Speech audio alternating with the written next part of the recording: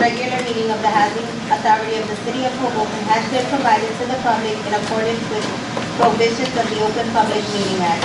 Notice of this regular monthly February board meeting was given by publication of the annual meeting notice of the authority with amendments as necessary, was sent to the Star Ledger on Tuesday, February 4, 2025, and sent to the City Clerk of Hoboken on Tuesday, February 4, 2025, with a copy of the agenda to be posted on the aforementioned bulletin board in City Hall, Hoboken Library, and Hoboken Police Department, and posted on the authority's website on February 4th, 2025.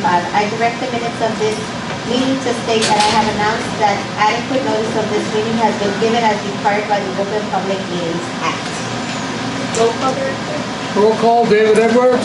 Here. Anthony Forbes. Here. Barbara Reyes. Here. Jean Rodriguez. Here. Michael Russo. Present. James Sanford.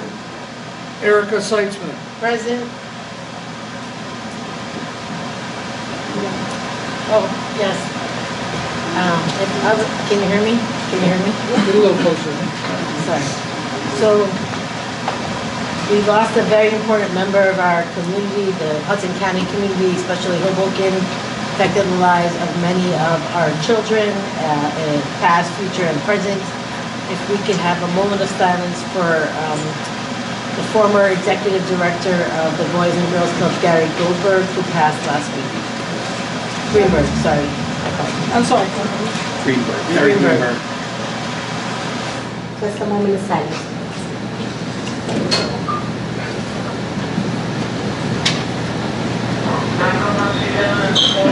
Thank you.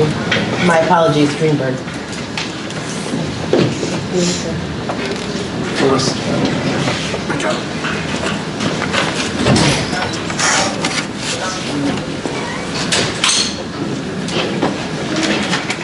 Luz Marrero.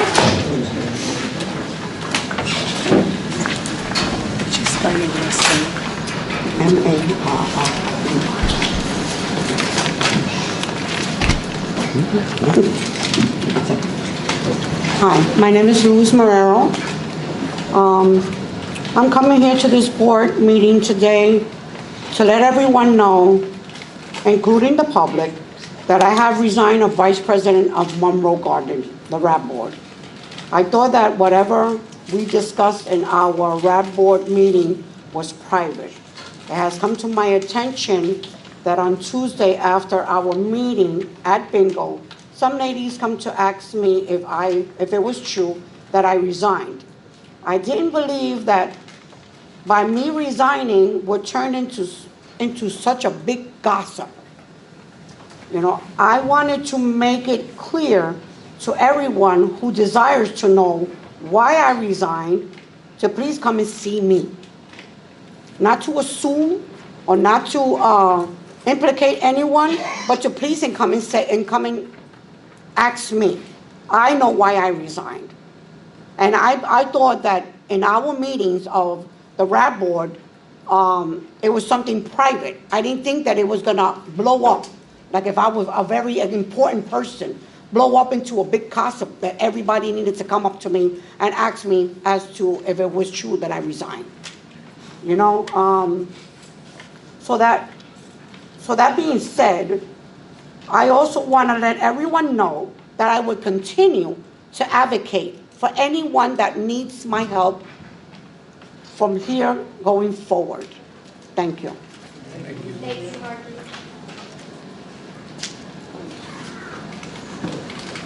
Adrian Williams.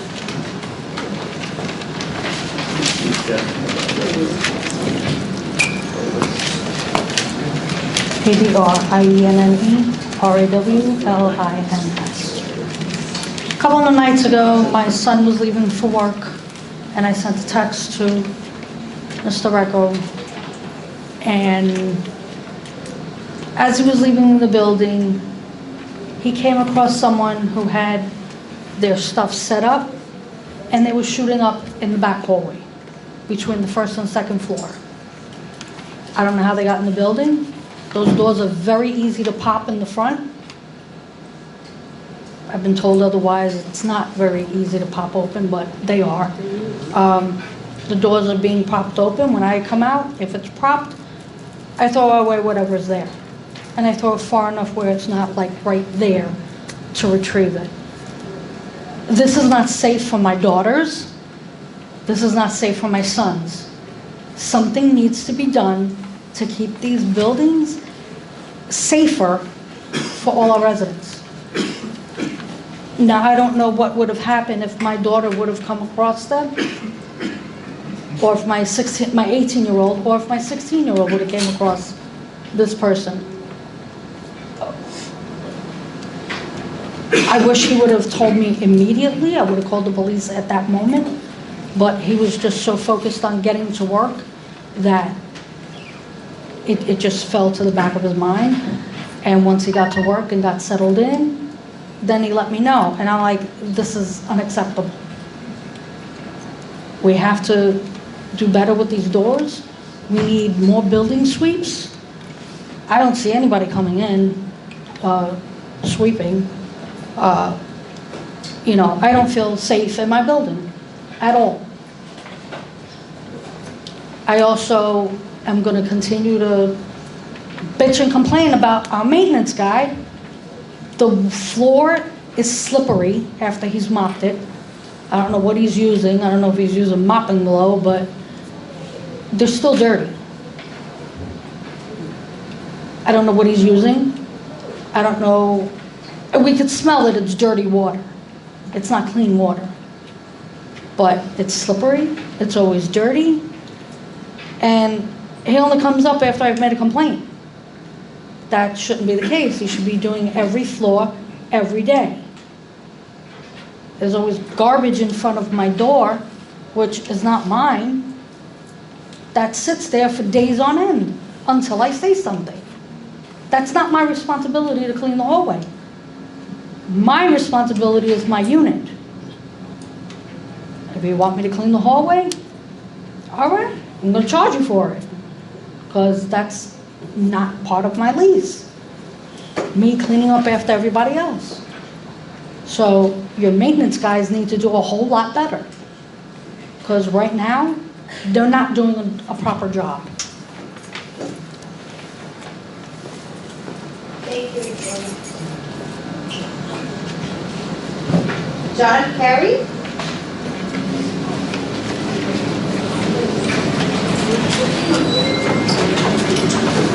Could you spell your Good name? evening. Could you spell your name? I'm John Carey, Commander of the Hoboken. Excuse me, could you spell your name for me, please? Sure, I will. John Carey, C-A-R-E-Y. I'm the Commander of the Hoboken Post. As you probably know, about 12 years ago, our post was decimated with Hurricane Sandy. And we decided to build a new post with 6 apartments for homeless veterans, which we've done. Now we're in our second phase, trying to build 18 more apartments for 18 more veterans. This will take 24 veterans off the streets of Hudson County. Presently, there are about 50 additional veterans on the streets and over 500 in the state of New Jersey. We're here soliciting your help. We need our vouchers. The vouchers are a critical part of us in phase 2. And we're ready to go. We need vouchers. We need your help. And we hope you support the voucher program. Thank you. Thank you.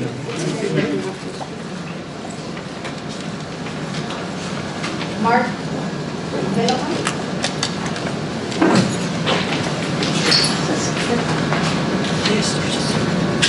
Could you spell your name? Sure.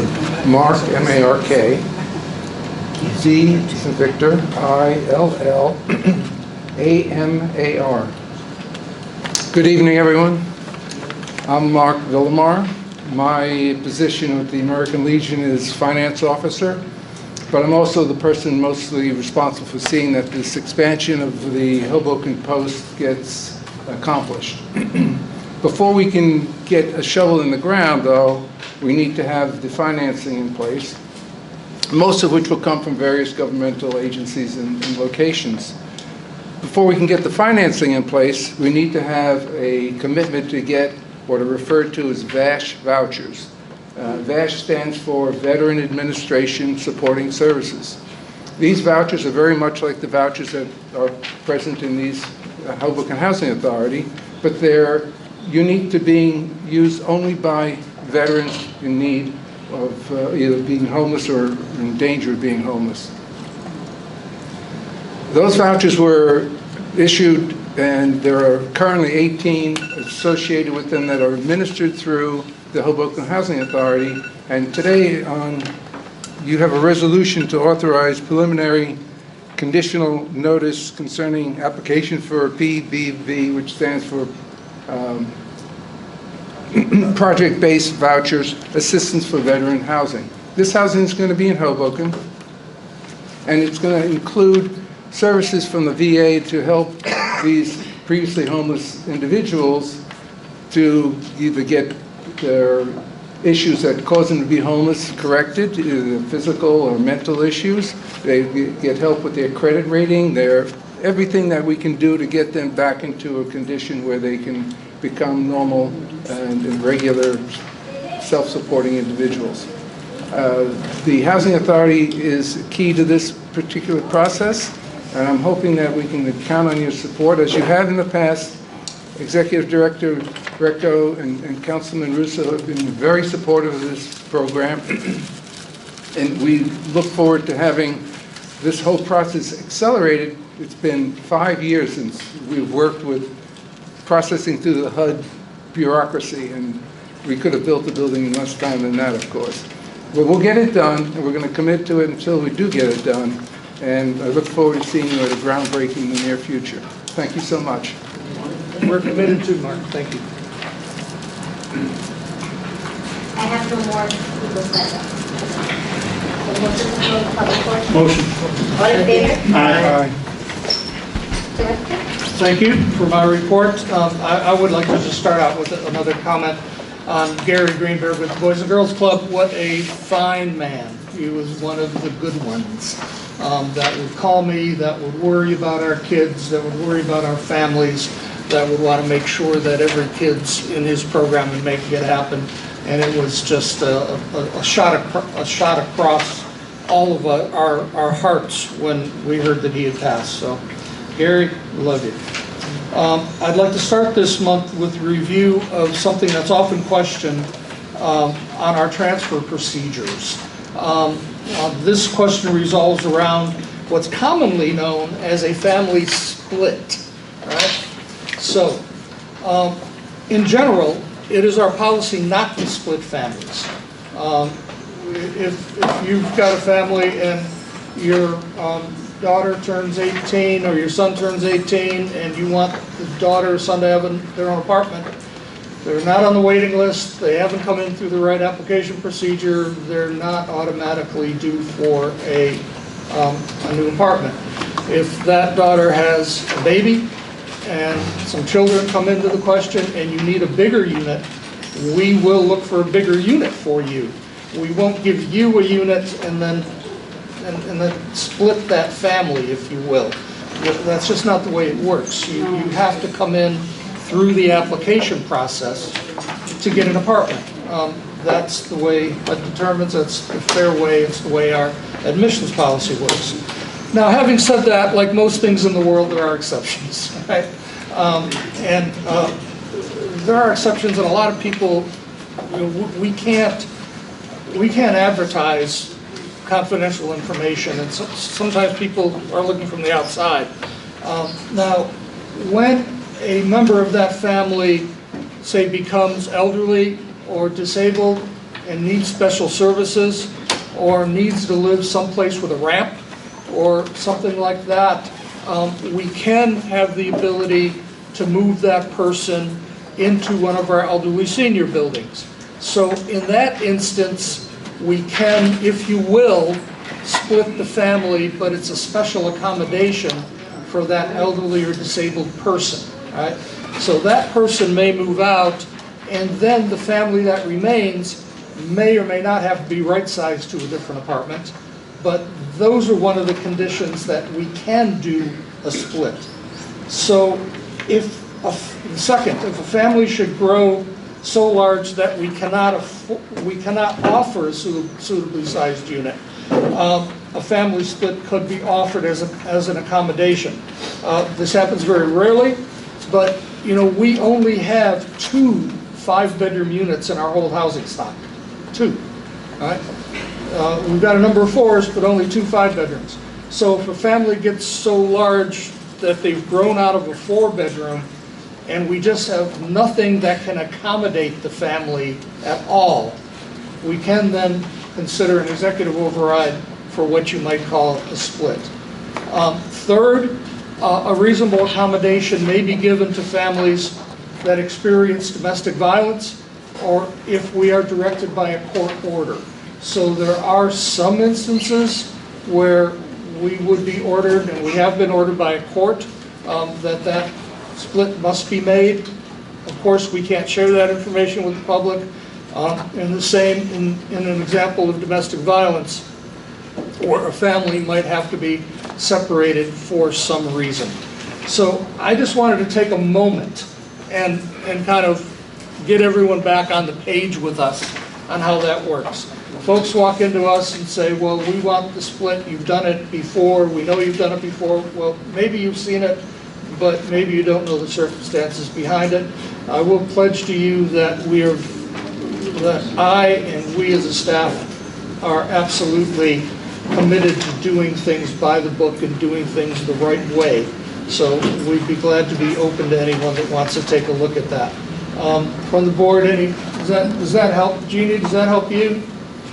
Yes, thank you. Can I add one thing to that, You may. Director? I know You may. it's your report, but just, I saw it on your report. I don't know the specific circumstances that prompted the need for the reminder, but just so the public is aware, this isn't some internal policy. This is part of the admissions and continued occupancy policy, section 12.7. It's laid out very clearly in there. You can go look at that if you want more information. And I think the important distinction, not to belabor it, is the distinction is between a resident-initiated separation, meaning a tenant coming and saying, you know, I just want a bigger unit, or an authority-initiated separation, which has to do with reasonable accommodation, court order, domestic violence, something like that. So it really comes down to what the reason for initiating the split is.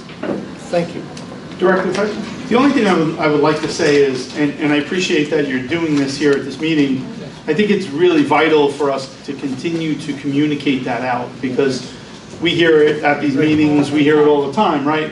Oh, so-and-so got a split, or this one got a split, and again, when it comes to certain situations, I know we can't really get into those, especially with the domestic violence or court-ordered stuff, but I think it's important for us to continue to make sure that our residents know why we're doing something and how we're doing something. So I appreciate that you're doing it here tonight. I just would hope that we continue to do it more often so that we always have that information readily available for everybody in the authority. We certainly will. Thank you. I appreciate that. We may consider a flyer, a special flyer on this topic, something like that. I'd be glad to. Thank you, Councilman. Security and policing. We had a very good meeting, security meeting with the Hoboken Police Department. The chief, Sergeant Collins, Officer McCourt, yesterday. It went very well. Among other topics, we discussed our new defensible space fencing initiatives, camera installations. Our new camera installations will be having license plate readers on them. HPD patrols, which I think have increased steadily over the past 12 months. Problem areas such as our doors that people are banging on and managing to wobble and get in. I'll have more to comment on that in a second. So those problem areas, we've asked them to pay special attention to, and they've agreed to pay special attention. They are going to be talking to their dispatchers, for example, when they get that call, and we even brought up 560 Marshall, of when they get that call saying that somebody's in the hallway or somebody's in the back. We also brought up, by the way, we're having an issue over at 501 as well. And we alerted them to those areas. If you've got an area that you want us to alert the police department to so they can do some special walkthroughs, some special sweeps, if you will, please pass those along. because they need to hear that from us, that there's a special problem at a particular area. I think they're very receptive to that. As long as I've mentioned the doors, it's kind of for later in the report, but we did meet with our architectural engineering crew earlier in the month, and we talked about having them report back to us very soon on how we might bolster the magnetic locking mechanisms on those doors. What's happening is that they lock up on top area, but if you kick hard enough at the bottom, they wobble. And if it wobbles enough, pop, and opens. Doesn't always. And part of the reason that folks are aggravated by the pounding is that it's not opening, so they keep pounding until it happens. It's not easy to open, but they figured out a way to do it. So we've asked them to look at the possibility of adding some more magnet force down there to stop that wobble. So we're not ignoring that issue. We take that issue very seriously. We brought it to the police. We brought it to our A&E firm. We're hoping to find a solution for that over the next months.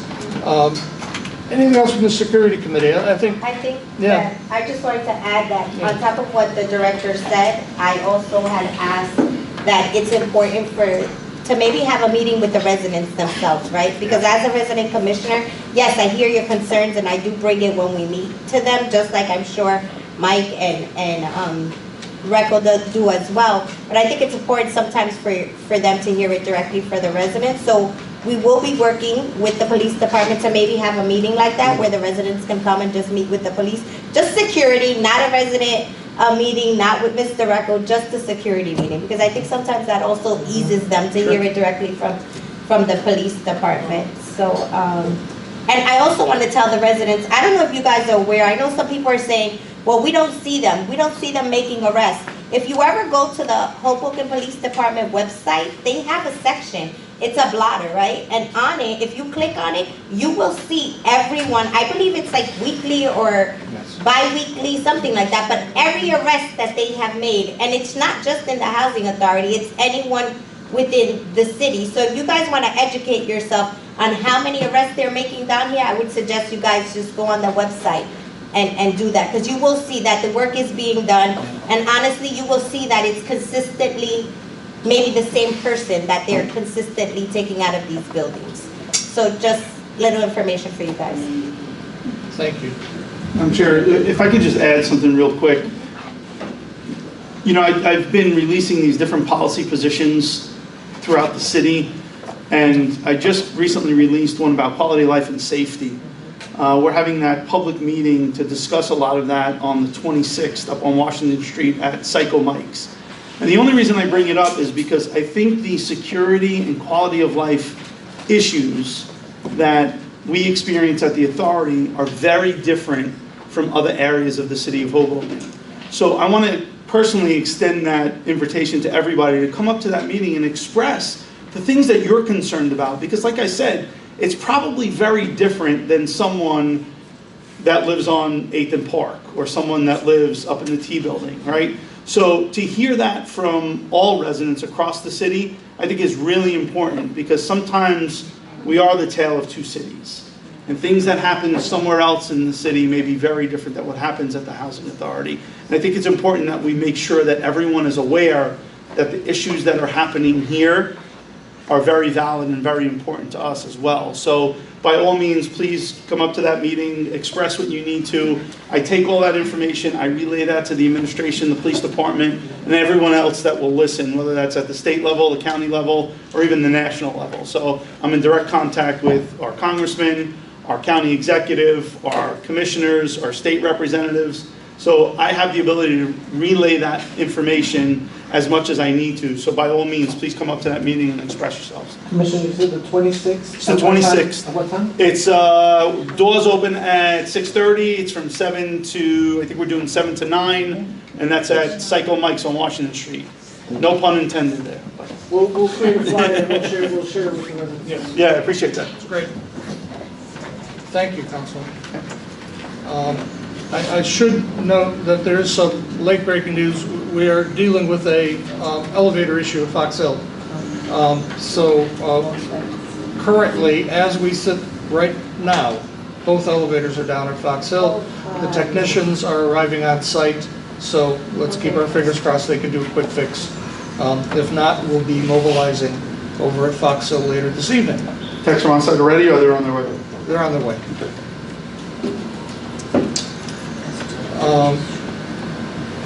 I will modify that to know, I'm not sure they've got instructions as soon as they know anything to call Mr. Samuel back there, and he'll pass it on to us.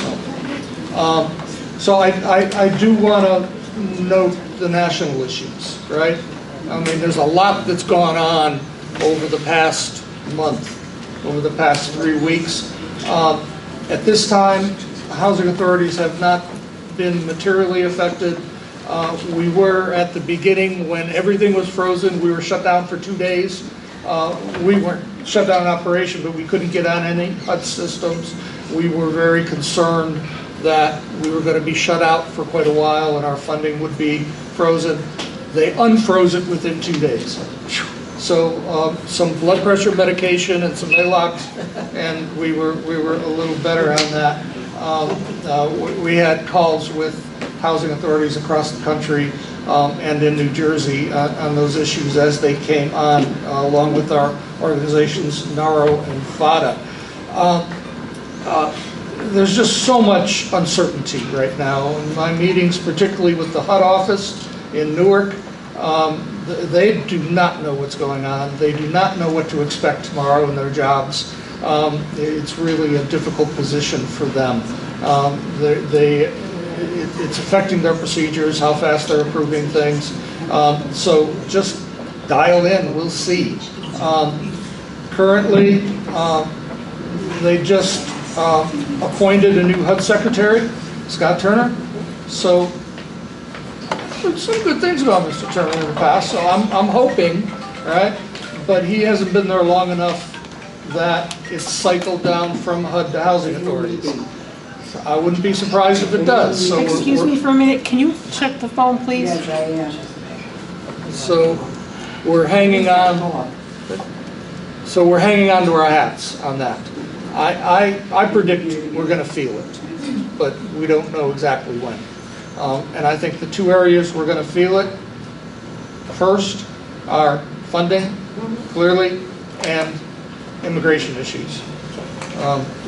So we're just not sure what's going to happen. I have a question regarding that with the new immigration and what's happening with immigration.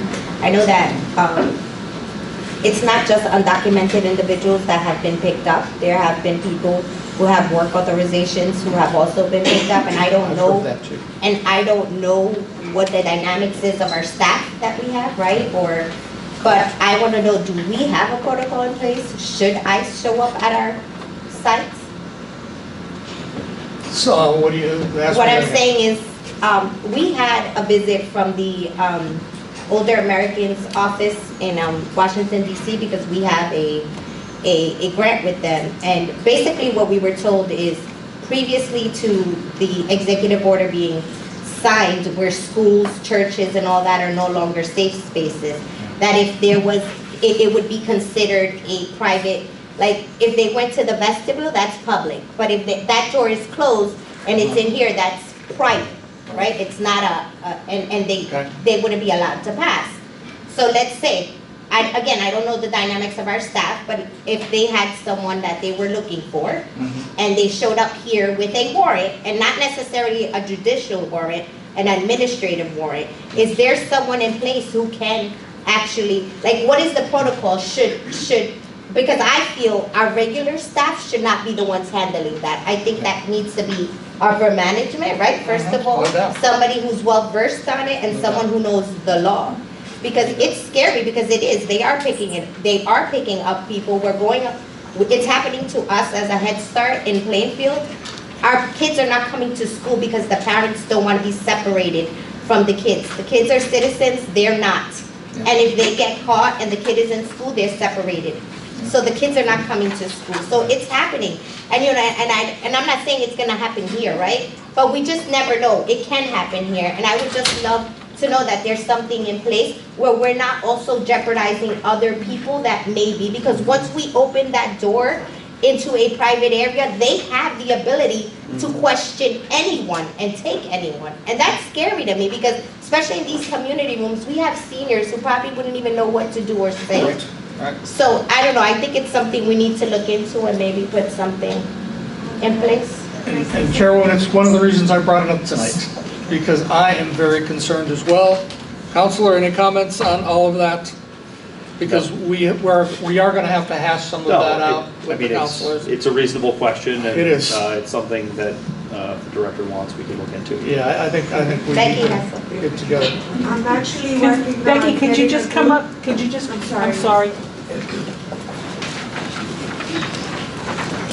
What's your last name? Espinoza, Espinosa. I'm actually working on getting a group to come out and educate everybody on naturalization. I'm trying my best to get them out next week, but nothing's set in stone yet. So hopefully that's happening soon. As soon as I get the date confirmed, I'm gonna have email sent out, Nixle, door to door, post it everywhere I can. So I think it's important we let our residents know our rights as well. We agree. Becky, if you don't mind, Yes. I would just suggest reach out to Congressman Menendez's office. Menendez? He has, I was actually just talking to him a little while ago. His office is inundated with the same question, Okay. right, on multiple levels. It's not just housing authorities, but just, my kids are going to school, what happens if, right? Like, that's Right. what he's trying to deal with. So he may have some insight as to how we should handle some of this from that perspective. So, and if you don't have his number, I will certainly give it to you. But I think it would be a good idea to make sure that his staff is aware and have them involved in that conversation. Okay. I think it would be beneficial to our authority. I'll reach out tomorrow, first thing. Thank you. Awesome, And thanks. we certainly want to be in coordination with the city on anything the city's doing too, so we communicate so well. But it's a concern. Yeah, brought it up. It's a concern, both for residents and staff. So, thank you. Currently, the government is running on a continuing resolution, as many of us know. That expires, I believe, March 14th. So between now and 31 days from now, 1 month and 1 day, Congress has to pass a new budget, or the government will shut down. Which means our subsidies, et cetera. So we have to keep our good eye on that. Normally, once that budget is passed, if you're looking at it, they call it the THUD budget, which is Transportation and Housing and Urban Development. We're grouped in for some reason with Transportation and Housing and Urban Development, so they pass the THUD budget. And then it takes HUD 30, 60 days to actually filter it down to us to say, okay, this is what your appropriation is going to be for this year, by the way, the year we're currently operating in, right? Which makes the chairman of our finance committee's ears smoke. So anyway, that's where we are. So in the next 60 days, 30 days, keep our eyes open, right? Keep our eyes open. And be good to talk to Menendez about that issue as well. So it's going to be an interesting couple of months. Staffing and reorganization. Mr. Merchant and I have conducted a number of interviews for the applicants for the Director of Management position that was vacated by Mr. Merchant as he became the Director of Development. And I am very pleased to announce that first say that we interviewed a number of people, and there was one clear candidate for that position that won it, and it's one of our own, Ms. Yesenia Villafane, who's our new Director of Management.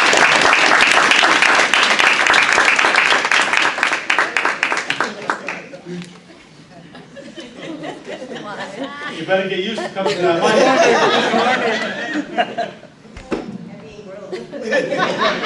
What? Hello, everyone. This is my first time stepping into a director position. I'm excited. Thank you for the opportunity, and I look forward to working with all of you. Thank you. Thank you. I really should say, this is really the first announcement of that. So I don't know how many folks are surprised with the first announcement. I will say that Yesenia has shown her capability. And she's shown her capability, her dedication, her professionalism. You don't often hear it, but a lot of what I and Frank have gotten up here and done, reports, information, actually came from this lady back here. In covering, making sure that our policies are in, making sure that our waiting lists are good, making sure our transfers are good. And we're excited to have her as part of the leadership team now. So, yay, Yesenia. I want to say congratulations. She's dear to me. She's like a sister to me, so I'm so proud of you. Well, she earned it, is my point. It wasn't given to her, she has earned it over the past couple of years. A modernization coordinator will be hired soon to work under Mr. Merchant. Again, I've talked about this for a number of months as we go into redevelopment. We're really going to have to focus this year. Things are happening now, and we're going to have to focus this year, particularly with Frank and Emil and I want to take that day-to-day construction monitoring, contracts, legal work off of Emil, so he can have more time to work on our financial situations, on our pro formas, on our redevelopment, and pushing our projects forward along with Frank and I and the leadership team. So we're looking forward to bringing that position on to take a little more work off of, busy work off of Emil. On the redevelopment, Hoboken Housing Forward, we've had a really busy month. Things are picking up, right? We've had a series of communication and meetings with our redevelopment attorney, and specifically we've been working on hashing out our version of the draft agreement with the developer partner RPM. You approved conditionally RPM and authorized us to negotiate a contract, so we are in the middle of that. We've made a lot of progress. I really want to commend Reno and Kavanaugh and Harold Fitzpatrick. Matt, we're making progress. We've communicated with RPM. We think we're very close. I am really hoping that we can get a proposed agreement to you at the April board meeting. If a miracle happened and we could be here in March, but I don't think so. I think by the time we get to them, and that's back, polish it off, dot the i's, cross the t's, with their attorney group, our attorney group. I think it will be April. I hope not May, but I think April, because we're negotiating in good faith, and we think we're really getting close. And that's crucial, because once we have that agreement, all right, there's one more big step, which is getting it to City Council and have City Council do the redevelopment agreement. To that end, we have been meeting with the City Planning Department under Chris Brown's leadership. They have been a part of this. They're informed. They know what we're doing. They're involved with what we're doing. So when this board approves it, it will go to them and they won't be surprised. They will know what's going on and where we've been on this. In addition to that, we are meeting with the Community Development South Affordable Housing Subcommittee of the City Council on February 18th. And RPM is going to be meeting with us to go to that council subcommittee and apprise them of exactly where they are. So that's coming next week. We'll be with that subcommittee to update them, because again, we want to make sure that not only the city staff, but the city council is apprised of where we are. So when we do approve it, it's not a surprise. They know where we are, they know where we've been, and we can start to, and they can start to then turn that in a timely manner, which I know Councilman Russo really wants to do, right? So that will pay dividends down the road. So the city's proceeding with an environmental review, notice part 58. We've also this month had at least 2 meetings with them and their contractor. They hired the environmental contractor, so we're exchanging information, pushing that project forward. We cannot do our applications for RAD Section 18 until that environmental assessment is done, so they're working away on that, and we're knocking down the boundaries as we go. We've had joint meetings with city planning, with their consultant, Triad, and ourselves. We're continuing our regular meetings with Enterprise, HUD, and HHA. We only missed 1 meeting because of the shutdown issues. So they're back. They called us and said, we can't meet with you. Can't tell you why we can't meet with you. We just can't meet with you anymore. And then they called 3 days later and said, okay, we're back on. So good. And they've been very instrumental in helping us. Our contract with our consultant for future capital needs is essentially complete. If you remember last month, we had sent a version back for revision to them. They did get that back to us, and we're very satisfied with that final version. What this plan does, once again, is start to analyze when we take, say, 160 units and we transfer that assistance from public housing over to the RAD program, how does that affect our capital fund and our income flows? How does that work down the line? What happens in phase 2? What happens in phase 3? What monies are available to us to do the redevelopment? So it's that type of analysis looking into the future. Because of course, as we go through these phases, we're still going to be managing a lot of old property. We don't have the magic line for everything. So we'll still have a lot of boiler work, we'll still have a lot of plumbing work, even as we build the first building or move people into the first building and start to demolish the first phase. So we're working on that analysis with them on how that's going to look 1 year, 2 years, 3 years, 5 years down the line. And that's what this document does with us. And I do want to thank particularly Ellis Wilson Henry, who's the HUD representative on that team, for really being a key part of this study. He's a pro at this and has really guided us through this process. Project-based vouchers, Mr. Villamar and Mr. Carey left, but they had mentioned this. It's a resolution before you tonight, so we'll be talking about that in just a little bit. We are not ready to bring the other proposal that was submitted before the board. They're still getting us information, so we're not ready to go there yet. We did have a RAD, Resident Advisory Board meeting on Tuesday. The RAD bylaws were reviewed and issues ranging from security to maintenance were addressed. Special emphasis was placed on snow removal procedures. We spent a lot of time on that. We want everyone to be safe. And we appreciate that. And I've gotten some text, emails from folks. If you see an area that we need to address, don't hesitate. Get us that area, and we'll get somebody out there. We don't want anybody slipping and falling.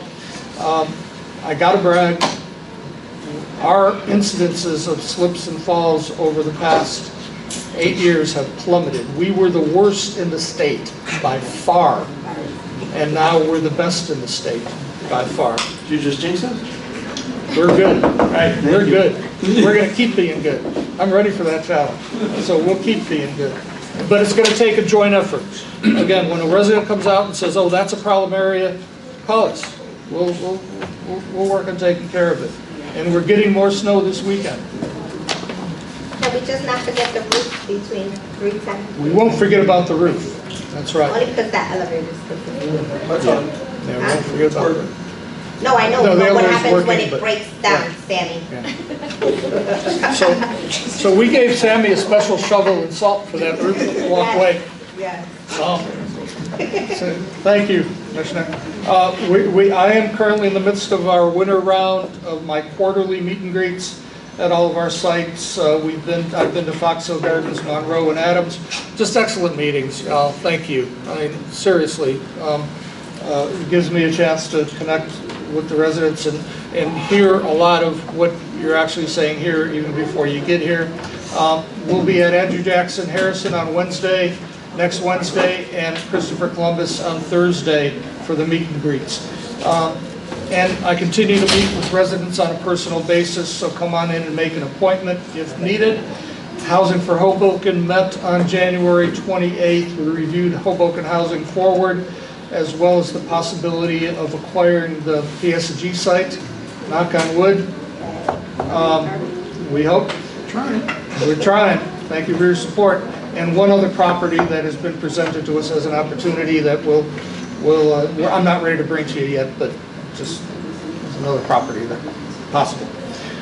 Special projects, capital needs, I've already talked about. It was on my list, the door magnets. We're also looking for a possible rekeying system at our elderly disabled buildings. That could be a card system, key fob system, rather than a lock system. Our defensible space funding is moving along nice. The project is moving along nicely. As part of the special allocation for Harrison, courtyard improvements are about 80% complete. We will be open definitely by spring, but we're open the next 60 days. City inspections are going on throughout. Security camera installation is essentially complete. There's just a little bit more to do. We've got those cameras now operating, by the way, on each floor and the rooftop.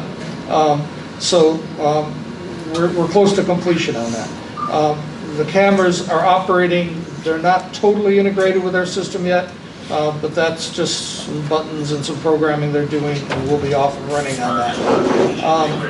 This is an AI system, by the way, so we will have capabilities to do things such as, say someone's wearing a brown sweater, and is a handsome guy that's a little older. We'd be able to. Great. Okay, that's great. No, this guy has hair, and so. When's your contract up? So we'd be able to track that person from building to building, site to site. It will track it. It will come up, right? Or so somebody's got an orange hoodie or something like that. We'll be able to track that. And certainly license plate, a car description. So we're moving. All right, we're moving. We've got license plate readers that are going to be looking at our entries into our parking lots, etc. The exterior door replacements at Harrison Gardens. The doors have been ordered but are delayed. So installations will be good as soon as they're in. It'll be a 4 to 5 week delay on getting those doors in. We are initiating our projects through last year's CDBG funding. The contracts are done, the funding's available to us. That includes gates at the Horseshoe. We went over that with the police yesterday, talking about different things that we might do as we initiate that. Again, we are talking about the Horseshoe of designing gates that will need a key card to get into the Horseshoe and get out of the Horseshoe. All right. So we've got the new security fencing there. We're going to have the new gates there. I think the issues at the Horseshoe will get better. Nothing resolves everything, but they're excited and enthused about the idea as well. I think they're ready to work with us on that. So we're also got some lighting, playground resurfacing, and so crucial for me, the rodent-resistant trash receptacles in last year's CDBG funding. So we're working with the city on designing that. I don't think the installation is going to be until spring at this point, because we are trying to get the city off the ball a little bit. But those are those trash receptacles to get rid of our large open receptacles. So they are closed. When you put the trash in, boom, the door closes. So the rats can't get in. Because right now, with our dumpsters, they're partying at night in there. And we don't want them to have that much fun, right? We need to ask the residents to stop throwing the garbage on the floor and start throwing it in the garbage can. Another instance of it takes all of us, right? Yes. It takes all of us. If you throw that trash on the ground, walk over to the dumpster and put it over there, particularly when you get the new ones, but even now, if you put it there and it opens up, you're going to be feeding them. I have had a couple articles recently, national articles, that this again is a national problem. They're everywhere. They're across the country. So it's not only us, but it takes a community-wide approach. So we are putting in new applications for next year's CDBG, right? We are going to be meeting with the city personnel that's involved with that next week to talk about what some of the things we expect to put in for that, such as security locks at Fox Hill, cameras in the elevators at Fox Hill. We're going to be asking for funding there. So there's a few projects that we've got up our sleeve, and Sandy Belinas is playing lead on writing up those grant applications. Thank you, Sandy. So we're moving ahead on those. We're also moving ahead with the HUD security grant. Whether that's we're moving ahead. Whether that's ever going to be real now with the new administration, who knows? But we're going to be ready if they open that door, put in for that money. That money, by the way, is just for public housing. It couldn't be used at Fox Hill. So that's why CDBG is really important there. But we also, as far as Fox Hill, we're also working on phase 2 of the renovation at Fox Hill. We met with the residents' leadership, and then we also met with the meet and greet with the Fox Hill residents and went over our physical needs assessment that we did at Fox Hill. We reviewed it with them. We came up with what their priorities would like to see with our phase 2. We've got just a little bit over $1 million to spend there. So we're going to be getting our architect engineers busy working on that.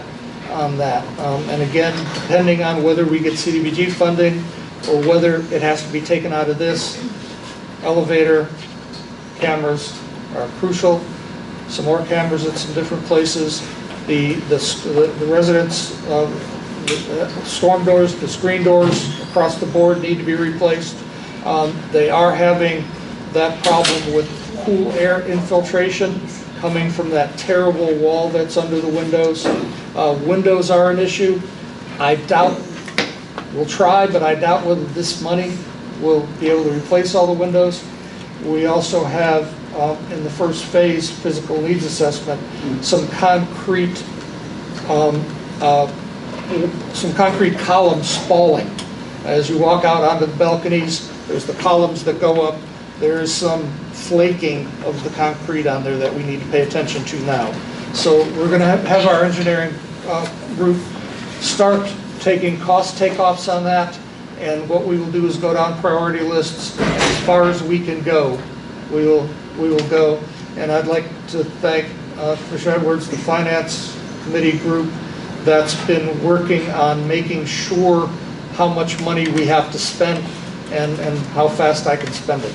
Boy, I can spend some money. So thank you for that. So we're moving ahead with that. Management, our parking reconfiguration is on hold until spring. We are going to move forward to a reserved parking spot for each and every single car. So every car that's registered, you'll have a parking spot. If you're number 52, that's your parking spot, period. So we're getting there. And we're moving forward with Frank Matt and eviction issues. And I'll turn it over to Frank for maybe his last one on a management snapshot, but I do want to brag that we continue right now to be at a 98% occupancy rate. That is really outstanding. I think New Jersey's average is about 93%. We're at 98. Now, the good news is we're at 98. The bad news is we're at 98, which means we got 2% vacancies, and there's not a lot of room for transfers. There's not a lot of room for new folks to come in all the time. But I really, really want to commend the staff on making that happen. And even with that, last month we had 6 transfers. Yes, we are doing transfers. Some of you folks on the transfer list, I know it seems like it's forever, but we are doing transfers and working our way through that list. We had 3 move-outs in public housing. At Fox Hill, a 97% occupancy rate with 1 lease-up and no move-outs or transfers. So, having said that, what else would you like to add to that, Mr. Frank? I want to start out by thanking Matt. We've been working really hard with repayment agreements, specifically the court-ordered repayment agreements. So we've moved to a hybrid version of going to court, where if you would like to do a court-ordered agreement, let's say you've extended your 2 in-house repayment agreements, we will allow you to come in and do a Zoom court-ordered agreement without physically having to go to court. So what that does, it makes it a lot better for the family. It makes it a lot better for us that we can sit and clearly speak to you without you having to waste your day. The result is the same. We wind up with a court-ordered agreement, and then Matt would then follow up and post that in the court. If I could add one thing, Frank? Yeah. That's how it's working right now. There's always the possibility that whoever the judge is at that given time wants to see people in person. We will do our best if you come in to work with you and try to help you avoid, missing work that day and being inconvenienced. However, if we can't avoid it because the court won't allow it at some point, we're going to have to go to court. And to that extent, any families who have already been to court were either evicted, if there was, those families in particular were families that had abandoned apartments. There were other families who did show up and have entered into court-ordered repayment agreements and have been making payments.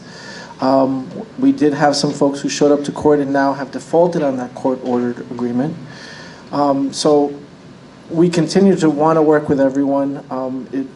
Our numbers, as you can see in the report, we've had over the last year, when we first started our repayment agreements, we had reached 700,000, 800,000 in-house repayment agreements. That number, as people are defaulting on those, is shrinking. But what we have now is a new category, which is called court-ordered repayment agreements. And what we will see moving forward is that number growing. What that means is that those are agreements that now are done through the court, and if a payment is missed, unfortunately, we will take action at that point. But at the same time, it's intended for everyone to kind of have a fresh start, and as long as we get a reasonable amount and you can stick with it, it should be a good path forward to get out of the troubled status. We know that this is not a one-person issue. Many families have gone through it, and our heart does go out for families who are in that situation. In fact, I know that there was a couple of instances where people who defaulted because they had not been in court yet were offered one last court-ordered repayment agreement. So we're flexible to a point, and we want to encourage everyone to please participate. As the director said, Jasenia moving up into the director of management job, I feel, is probably one of the strongest moves that we have in front of us. And I want to express to everybody that what we do is so difficult every day. What I do is so difficult, what the director does, and the support that we have around ourselves, including the board, including we have McCourt here in the office and Collins, who is our police liaison, and so much goes into it 24 hours a day to keep you housed, to keep you warm, to keep you safe. And these are the things that the more knowledgeable and the more people we have that know our actual tenants is what's most important. And what I feel that Jasenia brings to this next phase of the Housing Authority is the knowledge of who we are. And that's important as we move forward, because having someone who knows the policy but doesn't know who we are doesn't help us in any way. So I wish you the best of luck, and I extend any support that you need from me. Please make sure, and it's also not here's the keys and I'm running away. We're going to make sure that over the next 5 to 6 weeks, we do a very good onboarding so that she is confident in what she's doing and that we can be strong moving forward. So I hope that everyone gives her the support that she needs. I think everyone in this room knows her and knows of her work one way or the other, whether you were assigned an apartment by her or whether you had an income change or you've had So it's a familiar face, and what we want is we want the path that we've been on to continue. And, we've gotten to the point where we've gotten occupancy good. The next thing is let's get this tenant accounts receivable under control and get everybody stabilized. Let's make quality of life changes with these parking spots. Let's push hard on the dogs, which is the next thing. We're gonna go with a third party that's gonna come in, and then they're gonna be in charge of registering dogs, because that is a quality of life issue that needs to get better, right?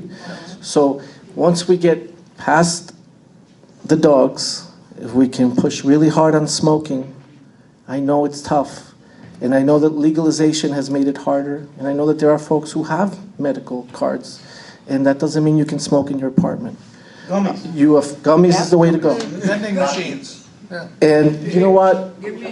You don't realize how much you affect your next door neighbor when you smoke, right? It's through the heating system, it's through the pipes, it's through the walls, it's under the door, right? No, all kinds of smoke, and it's tough. It's tough when you're in your apartment and you can't breathe in your own apartment and you're not even a smoker. So let's make this the year of quality of life issues, and we're going to put a strong plan for every month to have measurable and quantitative results for these quality of life issues. So parking, dogs, smoking, right?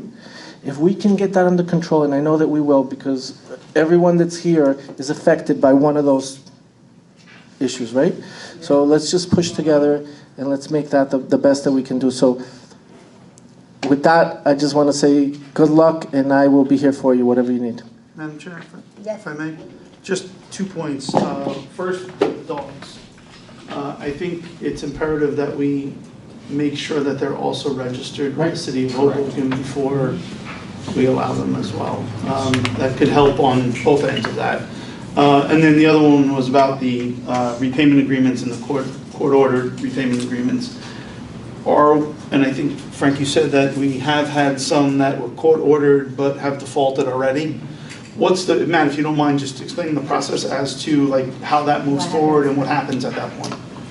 So as part of the court-ordered repayment agreements, really court-sanctioned repayment agreements, there are 2 options, and the Housing Authority is only, when it goes to court, considering one option. One is to enter into an agreement without what's called a judgment for possession. The other is to enter an agreement with a judgment for possession at the time of the agreement, and the Housing Authority is only considering the second, with a judgment for possession. So what that means is when a tenant signs an agreement, they agree to the immediate entry of a judgment for possession, which means that the Housing Authority would get legal possession of the unit but allows the tenant to remain as long as the tenant makes those payments. Sometimes there's recertification included as a requirement as well, so that would have to be done. But usually it's mostly payments. And as long as those payments are made, if all of the payments are made, the agreement is satisfied, it's automatically dismissed within 30 days of the end date of the agreement when the last payment is made. If it's not made, because the Housing Authority has already gotten that judgment for possession, what the Housing Authority does is it files basically 2 pages of certifications with the court, 3 pages, I think, 2 documents. One is just a request saying, please issue the warrant of removal. The other is a certification saying, here's how the agreement was violated, as support for that request for the warrant of removal. And then a warrant of removal is usually issued by the court within, I don't know, that's been about, let's say 3 weeks maybe, 3 weeks to a month. So when someone violates that agreement, Housing Authority will let me know, say request warrant, here's the payments that were missed, this repayment agreement, this monthly rent, because as part of the agreement you got to keep paying your rental time. So we'll file that certification, the court will issue a warrant, assign it to a court officer who is not really a sheriff's officer, they're a separate category in New Jersey. Court officer, that person will go out, serve, post a notice on the door, correct me if I'm wrong on any of this, because you actually deal with the actual in practice. They'll post a notice on the door saying usually at least 3 days, it's at least 3 days, but it's usually about 3 days, 4 days, depending upon weekends and things like that, that someone will be back to change the locks.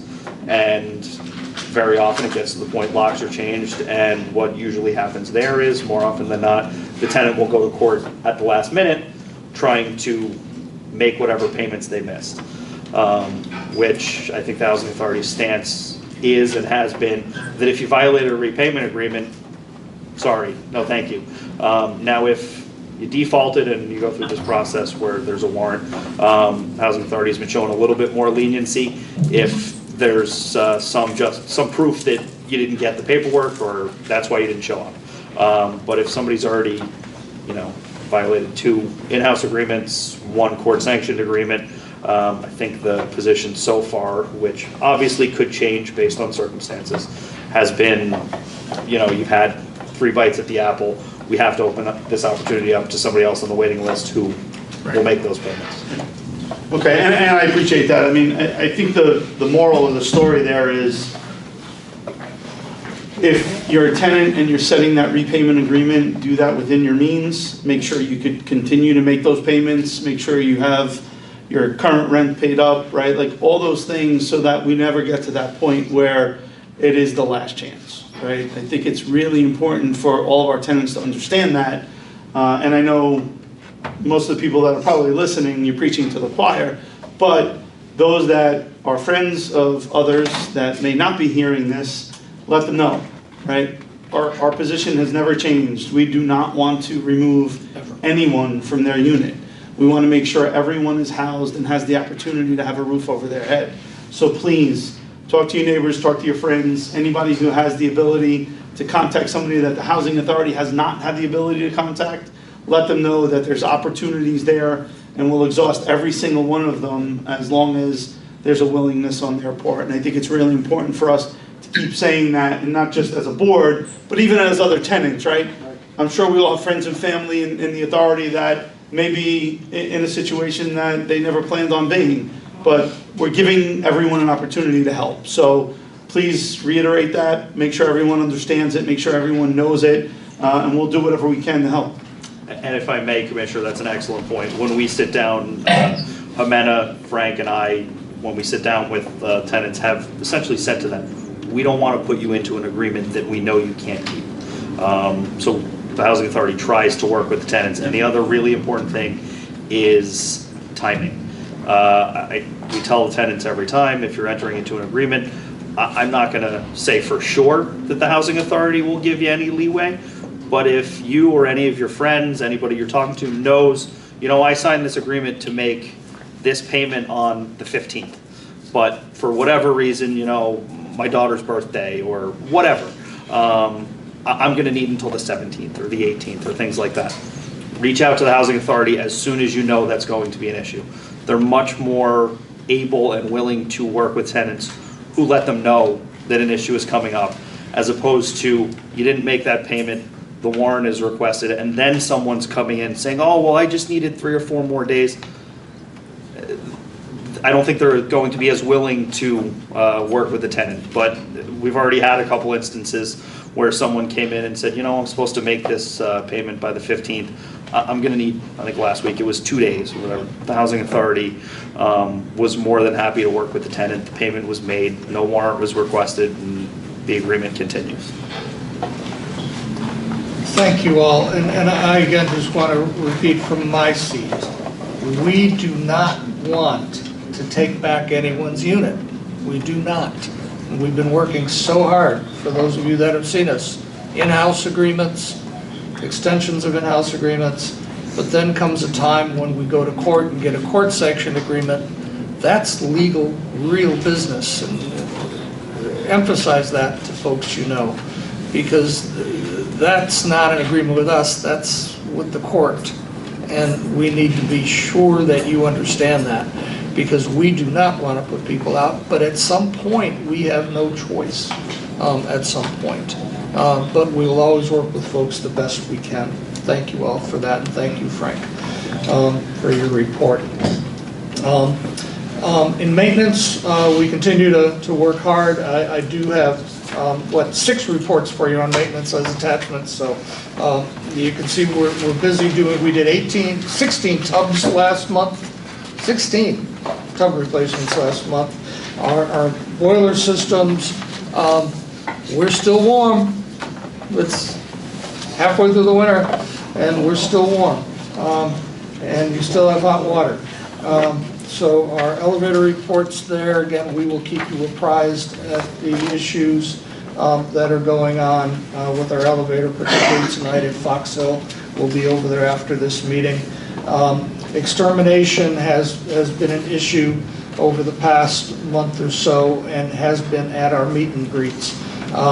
We do have a $75 charge if you do not allow the exterminators to come into your unit, right? We pay the exterminators to come out, and we have our employee go with the exterminators. It is important, crucial, that when we do extermination, all units be exterminated. If we exterminate half the units, we're never going to get rid of those critters, right? We're just not. So we need to get to all the units. That's the intent of that. We're not interested in charging money. We're interested in getting these bugs out of here. And the only way to effectively do that is to get into every unit in the building. So we want to work with you. If you're not going to be home, give us approval to enter, or call your manager and work out an alternative schedule that you can be home. We'll work with you. If you've got a dog, you need to make sure that baby is in a cage or someplace that's not going to be an issue. So if you've got an extra lock that we don't know about and we can't get in, that's an issue. So it's important that we exterminate all of the units. So please work with us on that. Can I ask a question? Yes. I think that's supposed, those exterminations are 2025? Yes. Well, this may go back to January. What number is that? That is I'm looking at the 4. extermination report, and I'm looking Yes. at, were those all done a year ago, or are they just done recently? No, these were all done recently. Well, it says 24 for Yeah. treated. I'm looking at that line. Extermination. Oh, the 11/20/24? And keep going, 1/9/24, 1/16. Okay, yeah, those may have been the first ones with follow-ups from there, but I'll check that. So, yeah. I'm just curious, it's a long time ago. Yeah, that's right. I'll check that one. Thank you for next month. I'm getting close. Operating budget to actual statement is attachment 9, which is a production that's an addition from the Finance Committee.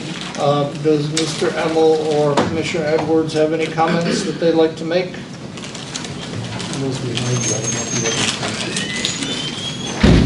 I don't have anything. We reviewed the November.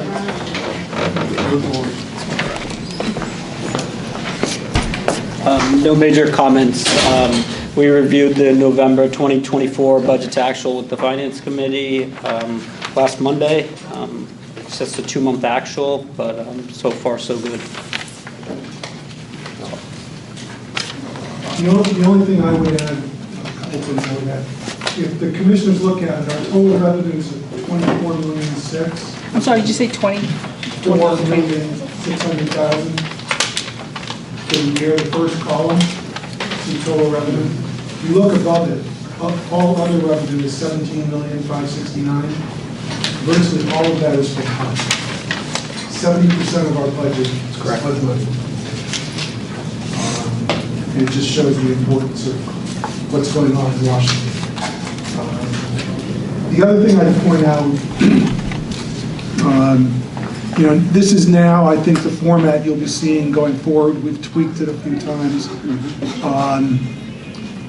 If for those of you who, what's the bottom line? Look at the bottom line. That fourth column, variance favorable, that number is a positive number, the 564,000, you see that?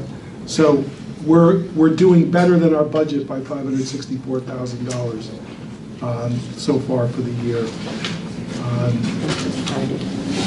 But again, it's just for 2 months, and this is consolidated. This is everything together. This is not, it's important to realize it's the entire, it includes Fox Hill. The last thing I would say, for those of you who are kind of looking for quick fixes or quick looks at this, at the bottom it tells you the target is 17%. And what that's saying, what we do with the budget is it's divided by 12, right? So 1 month would be 1/12 or 8%, 2 months would be 17%, 3 months would be a quarter, 25%. So the target for this month is 17%, and if you look at that last column, the closer you are to 17%, the closer you are to budget. If it's substantially below it, like 11% on general expenses, we're spending a whole lot less there. If there was a number that was 20%, then we're over budget. The idea is that there's a lot of numbers in the middle. And so if you want to get an idea of where we are relative to the budget in kind of an easy format, that's what that last column is all about. So I will stop there. Thank you. Thank you, sir. And here come winter heating bills, so hang on to that. Yes. Thank you. 2025 will be a challenging year. That's been a theme in some ways. A change in administration, a new Congress, led secretary, and budget uncertainty. We are working on Finance Professional Procurement Committee budgets. We do have, or will shortly have, the following services out for bids. And the only reason I say shortly have is because one of these is not going to be out till Sunday. But computer maintenance services is out, general legal services is out for RFP, special legal services is out for RFP. Our resident services program providers will be out on Sunday. So we will have, folks, for the nonprofits, our little mini grants that we do every year, about $2,500 possible for a nonprofit. We accept proposals, and we do expect to have those back to this board next month. So those will be hitting the streets on Monday. Folks can come by and pick up the proposal packet or get it online, but that will be advertised on Sunday. And then last but not least, we've got the routine floor stripping and waxing going out for bid. I have taken a look at the numbers so far. I think it will be much more economically feasible for us to contract out floor waxing and stripping. Number one, it'll be much more feasible. Number two, it will get done. I'm very frustrated as well, and Sammy and his crew, they work so well and so hard, but when you've got plumbing that's busting and ceilings that are leaking, you don't necessarily go out and strip and wax the floor. So, yeah, and so it just doesn't get done often, and what I would like to do is have that quarterly company come in, strip and wax the floor. Emil says 6 months, I say quarterly. We'll hash that out. But they come in on a regular basis, strip and wax all of these floors so that we're on top of that. So that's what that's all about. Can I ask a question now? Yes, you may. Thank you. The D and the E, the resident services program providers and the routine floor stripping and waxing? Yes. Are those RFPs that are going to require approval? The resident services program providers, yes, there is an RFP, and the floor stripping and waxing is a bid. So we should add then to the list, because this is not on the list for the procurement committee. The only differential with this is that historically, that resident services program providers RFP has gone to the resident services committee for evaluation. Okay, so if we can just add it, yeah. It should be on the list. Okay, thank you. Just to be clear to the commissioner, I just want to make sure, not that it would change anything. So that is, the only expense there is those mini grant amounts. So it's not, they're not necessarily large expenditures. Not that it would change anything you're doing, but just to make sure that that's clear. That there's not a heck of a lot of money going out the door. It's not. It was more just the process. Yep, no, understood, yeah, and I just want to make sure. Okay. And just add to that, and I appreciate this too, we've developed a real good list and schedule of our routine every year bidding process in the finance committee, so it's working. So when I add this to that, make sure it happens. I have a fast question. Yes. I thought we just did the special legal contract with Reno and Kavanaugh. It's coming up again? No, this is litigation. litigation. Okay. Yeah. Reno and Kavanaugh is for the redevelopment project. Okay. So we just keep adding lawyers.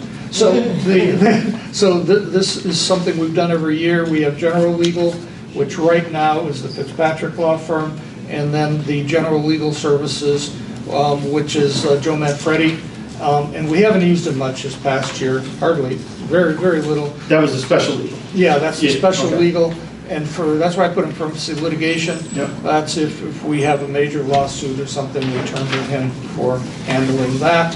And I'm proud to say, we've had very little of that. That's success, right? If we're not getting in too much trouble, right? So, but he's there for us. Thank you.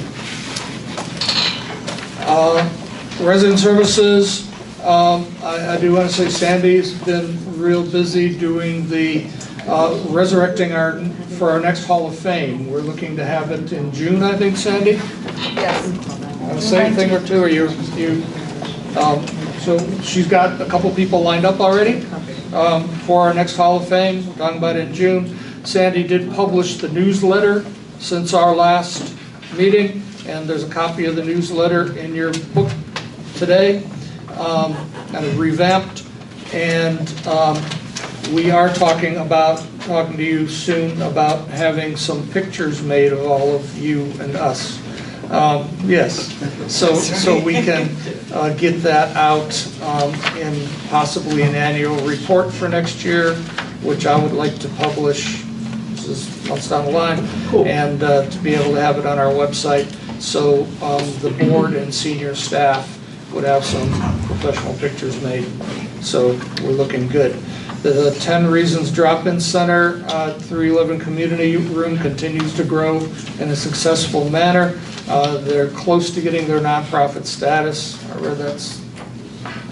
Yeah, great stuff. We are publishing that RFP for service providers, and Resident Services Coordinator Becky Espinosa will bring us up to date on any other activities. Ms. Becky.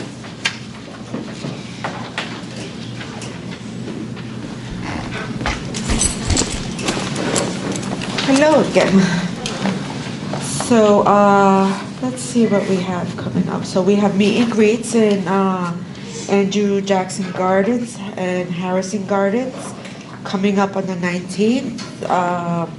Christopher Columbus Gardens on the 20th. We have a heart health seminar.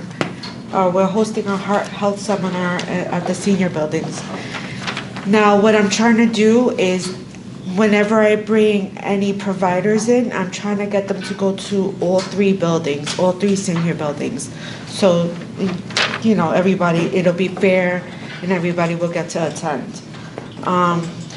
We are getting monthly birthdays now, sponsored by Oak Street Health. So at the end of every month, all the seniors are gonna get a little invitation. If it's their birthday, they'll get an invitation in the mail, inviting them down. They could bring friends, families. Oak Street's gonna come in, do a little presentation, cut a cake, have some goodies, you know, that. Ice cream? I don't know about the ice cream. Maybe we can get the ice cream.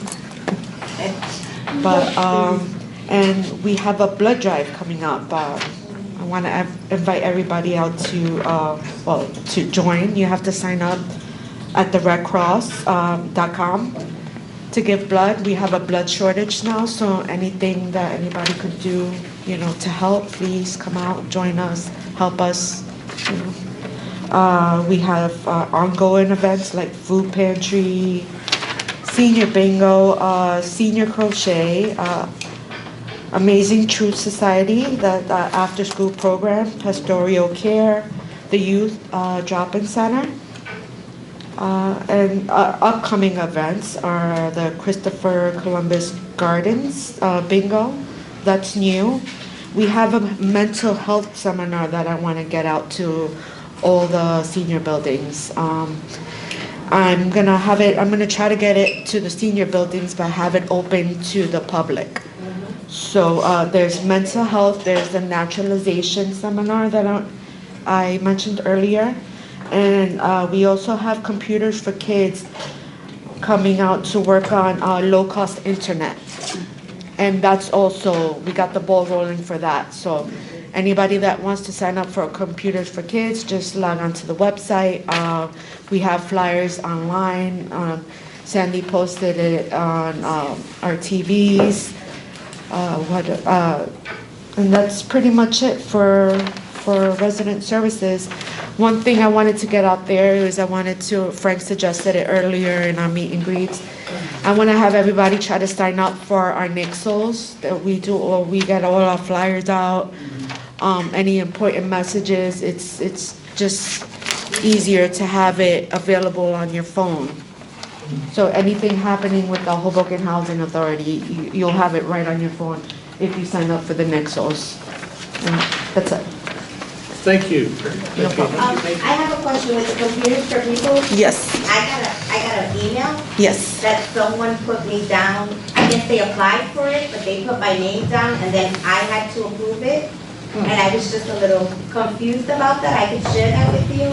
Yeah. Because I wasn't, I didn't know. I knew the program was happening. I had spoken to them, and they told me it was happening. I just didn't know why it was. They use you as a reference or something? Yeah, they used me as a reference, and basically what they were saying was, would I vouch for the person? And I don't have a problem with doing that, but I just don't even know the person, so I'm like, okay, well, what I do? So I'm gonna share it with you? Yeah, share it with me. What you have to do is go on the website, sign up, and as a sponsor, you would choose us, the Hoboken Housing Authority. Then in turn, they will reach out to me. But it shouldn't come to you, right? Yeah, so Computers for I'll forward Kids. it to you then. Yeah, they'll reach out to me, and then I would have to write a recommendation letter for the resident, which I'm in the process of doing that right now with 2 residents so You far. probably have to do with this resident. Yeah, so just send the information. They might have to go online again to sign up and put me as a, Yeah, and let's ask them how they might have gotten Because I believe covered. the person is from Fox Hill. That's what I was gonna say. Yeah. At one of our meetings, somebody came up and said that they went out of their way to do that, so I'm pretty certain that's the person that did it. Strange. Okay. I mean, I don't mind writing it. I don't, it doesn't bother, I just don't want to be in the. You shouldn't be doing that, yeah. You gotta do all this. well, and since we're on the subject, Computers for Kids is also accepting donations of any computers you want to get rid of or anything like that. Please donate, because the more we donate, the more our residents get, well, the quicker we get them as well, so. Yeah. So if your company's getting rid of some old computers, we get brownie points for them. Folks actually does that when we get our new computers. Yeah. We usually, before we get rid of them, we donate them to. So free computers, folks. I mean, seriously, this is real. Yeah. Is it Computers for People or Computers for Kids? Well, I think it's just some, Yeah, same thing. Great. Yes. I just had 2 quick things. One, I just want to thank everyone on the board and the administration for all your patience over the last couple of weeks. I know I've been kind of MIA with the passing of my Uncle George, so I appreciate everyone's patience on that. I know I missed a couple of meetings, but back into the swing of things, and family's doing okay, so we're just dealing with that. But I wanted to just specifically thank everyone. And then the second was, I called Sammy about an issue. I got a phone call from a frantic grandson from a resident in Fox Hill about the heat in that unit, and Sammy, as always, reached right back out, let me know what the situation was. It was handled within, I guess, an hour, if that. And I just want to put that on the record, because we're quick to complain about things that don't get done, but the reality is I know the staff is working really hard all the time. And I just wanted to put that out there, because I know most of the people in this room understand that, but it's important to say. So I just want to thank Sammy specifically, but the entire staff that made sure I got that done. So thank you. I kind of also wanted to talk about, I know you talked about 10 Reasons, and I just wanted to let everyone know that 10 Reasons was just honored recently by We Jump Together, Shakira Rosa at the Hoboken Museum, which was an honor to us for what we're doing for the community. And I want people to understand that as a drop-in center, yes, it's in the housing authority, but it is open to everyone. We do not stop anyone from coming in. We actually have had some individuals, the older, I want to say adults, who have come in with personal issues, which we've been able to sit around the table and speak to them. So I don't think it's something that's just helping the youth. I think it's also helping the residents, right? Other residents that are going through other things. I think it's one of the most rewarding things that I have done doing social services in a long time. So I'm very proud of the gentlemen that are there. We are still, yes, we are in the process of becoming a nonprofit, and hopefully within a few weeks we'll get that letter that we've been approved. Right now we have absolutely no funding. We actually work off of donations. So if anyone knows anyone that's willing to donate, we're in talks with certain businesses now because of the honor that we received, who have reached out that want to donate some stuff, maybe some food to the children, and that's always welcomed. I'm also happy to say that yesterday during our security meeting, I actually asked the officers to come in and speak to the kids, and I think one of the reasons I did that is that our children, I'm going to say our children right here in the Housing Authority, I think they always see the cops as and I'm going to talk just like everybody else out here does, right, as the ops, right? They're the ops. Because when they come down here, they're seeing that these officers are down here arresting someone, right? And sometimes it could be a family member, a friend, a parent, right? And that's just the vision they get of the officer. They don't know that that's their job, right? And that's what they're supposed to do. And I think it's important for us to teach, especially those kids that are coming to the center, that they're not, our ops, that they're our friends, and that maybe see them in a different light where they're not down here because of a fight, because of something else happening. Just going in there and saying hi to the kids, like, hi, how are you? I mean, Mike went down there and they were actually drilling him, asking him about what he does and how does the council position work, which was amazing. I'm sure that's how receptive they would be to the police. And I'm so happy to announce that they were all on board. They're more than willing to come. And I think it's just important because we want to get the word out that the cops are not our enemies, right? They're here to help us. And it's where to start better than with the kids, right? Because if they're not learning it at home, at least they're learning it with us and the 3 hours that they spend with us on Mondays and Wednesdays. So, thank you. Thank you. Mr. McCourt, would you like to say anything? Yeah, sure. Hi, everybody. Can I just have your name? Sergeant McCourt, M-C-C-O-U-R-T. I would just like to echo that yesterday's meeting was very productive. We look forward to continuing our partnership. We hear your complaints. We're trying our best to address those complaints. We continue to work together with everybody on the board and all of the residents. This afternoon, we discussed in our roll call about trying to put something together for 10 Reasons. Our union meetings are coming up, and we hope to sponsor a dinner or two and attend them as well. So we'll stay in communication with that. But like always, if there's anything that we could do better, make sure we communicate it so that we can address it. But I'll be here if you have anything. Thank you.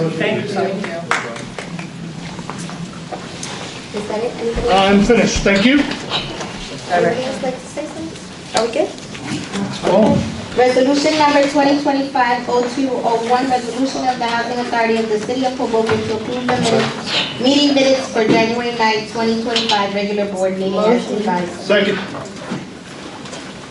Questions, concerns? Director, roll call. I'm sorry. David Edwards. Yes. Anthony Forbes. Yes. Barbara Reyes. Yes. Jean Rodriguez. Yes. Michael Russo. Aye. James Sanford. Erica Seitzman. Yes. I just want to thank Commissioner Edwards because you have really gotten me to understand this whole finance thing. So thank you. Resolution number 2025-0202, resolution authorizing the payment of monthly list of bills for Hoboken Housing Authority. Motion. Second. Questions? So, Once you said I helped you with finance, I've got to ask a question.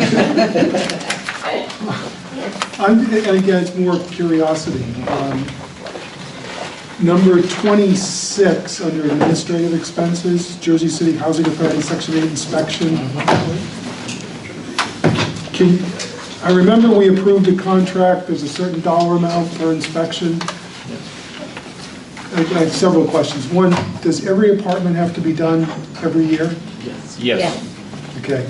And so is that the reason why I went back and looked, and in April, the cost of the inspections was $9,700. Here's at $16,000. So are they just, is it that simple? It's just they did a whole lot more apartments in November than they did in April? Yeah, so it's staggered over the year.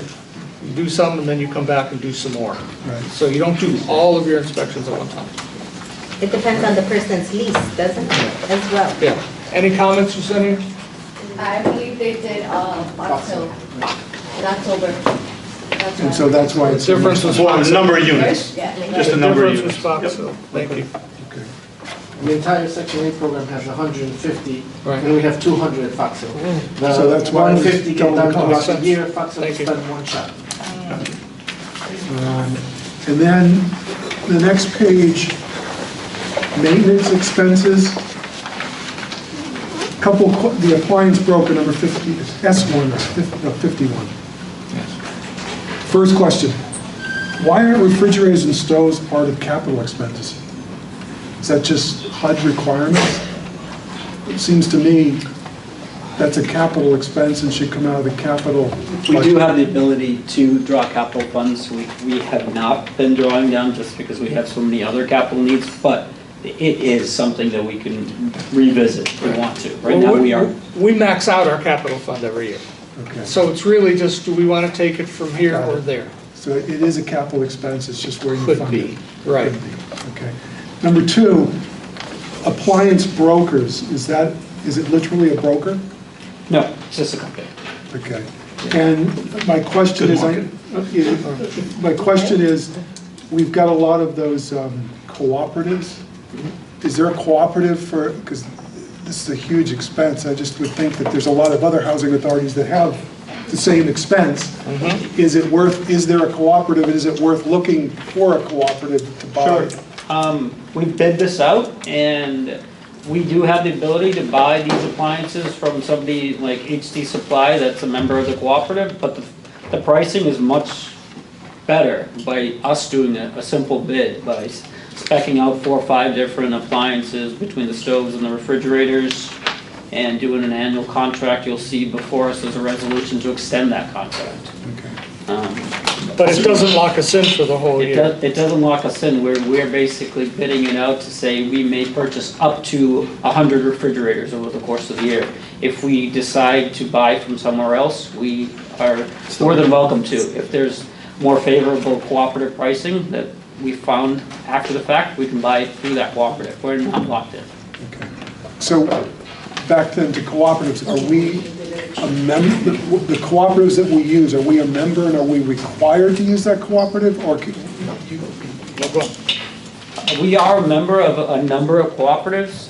We are not required to use any of the contracts that are part of those cooperatives. We opt to for various reasons, such as HT Supplies, because they're favorable to us. But we pass resolutions to become members of these cooperatives, but we're under no obligation to purchase. and there's no cost to be a cooperative member either, right? So it's just one more place to get a bid from, basically. That's correct. Okay, great, thank you. And they're pre-bid. Yeah, right, without having to saves you on the process. Procurement, yeah. So The you know- procurement's so you- done by the cooperative, and you can basically piggyback off of that. The housing authority doesn't have to do its own procurement.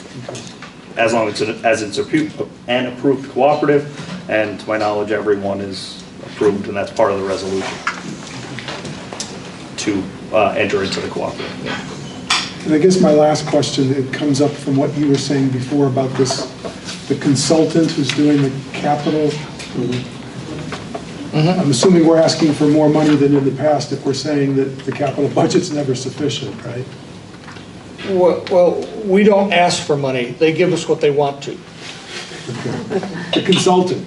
No. Oh, I'm sorry. HUD gives, I thought you were asking how much money we get every year. But I thought, no, going back to what you said earlier, there was a consultant who was doing, I forget the word. A projection. For capital.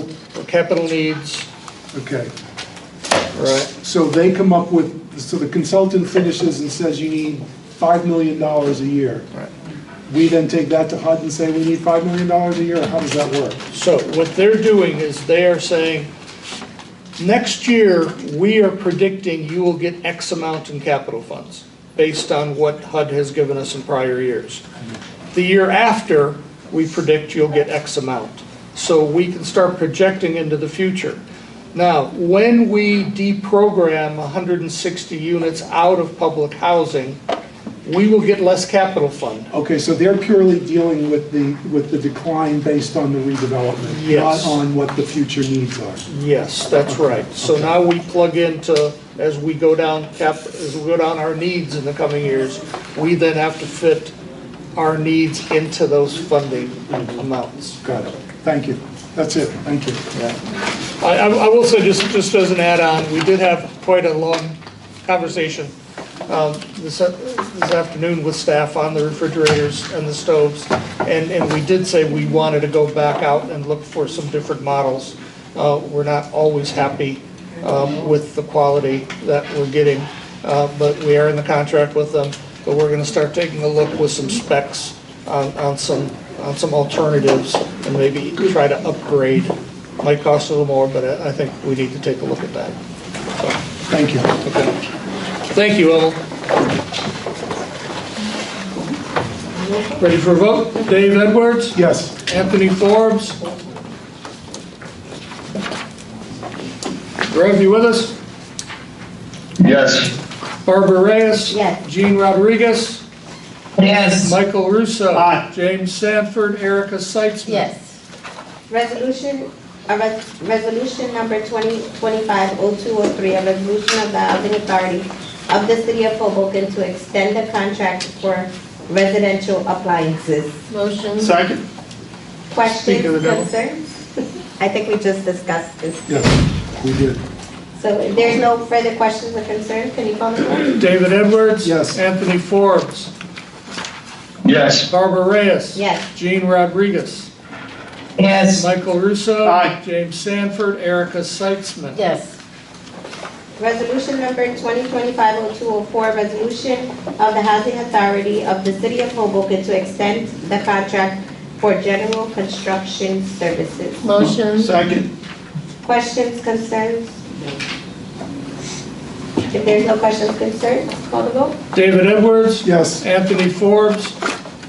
Yes. Barbara Reyes? Yes. Jean Rodriguez? Yes. Michael Russo? Aye. James Sanford? Erica Yes. Seitzman? Aye.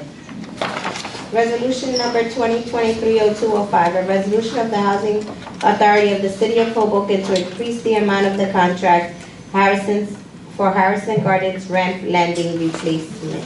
Motion? Second. Questions, concerns? Just a comment, fairly small change order. It was that ramp that ran into some problems with the actual concrete back there that we had originally spec'd. So we approved to go ahead with this work. It works. It's very, very small. It was 8% of the total contract amount. Call the vote, Director. David Edwards? Yes. Anthony Forbes? Yes. Barbara Reyes? Yes. Jean Rodriguez? Yes. Michael Russo? Aye. James Sanford? Erica Seitzman? Yes.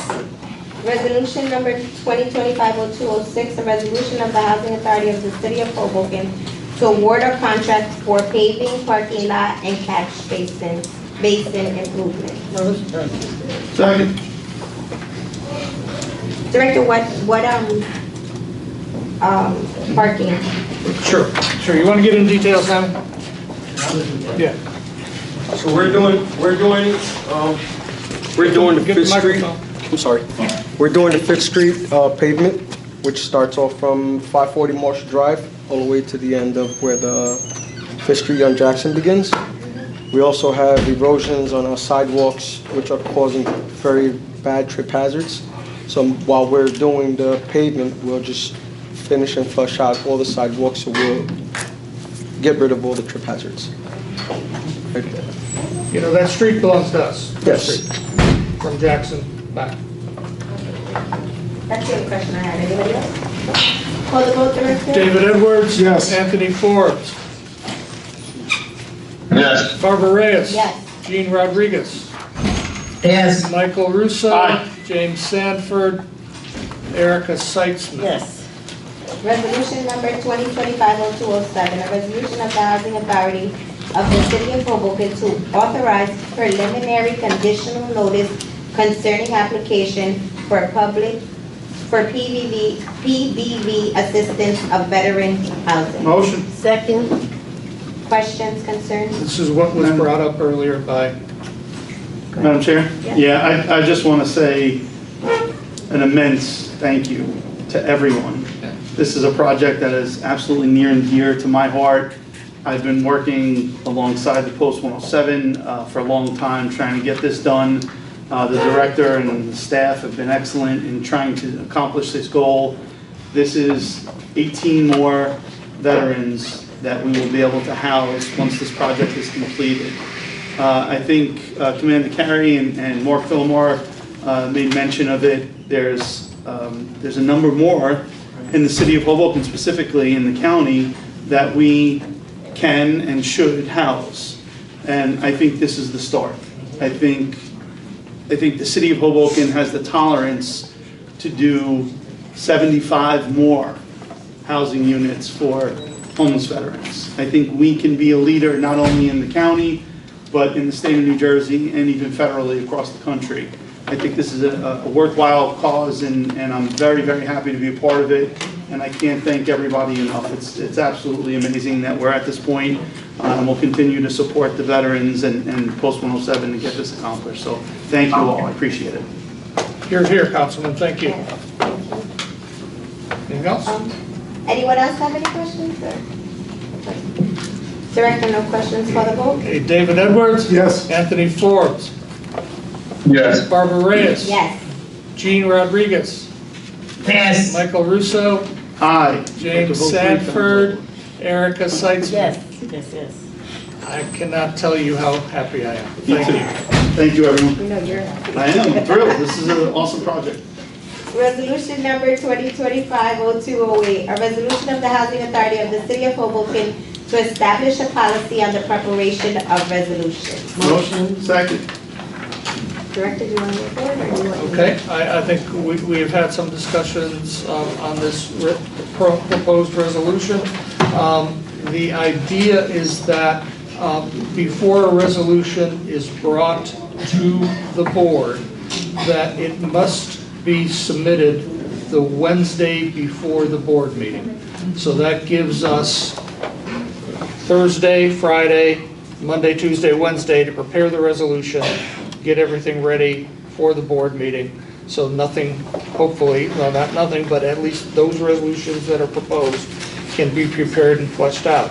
Additionally, what this does is ask for a commissioner to propose the resolution and a requirement to have a second on that proposal before it's put on the agenda.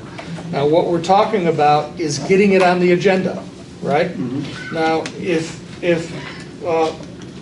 Commissioner Edwards proposes a resolution and it's seconded by Councilman Russo, now that doesn't mean you have to vote for it in the end, right, when it comes up.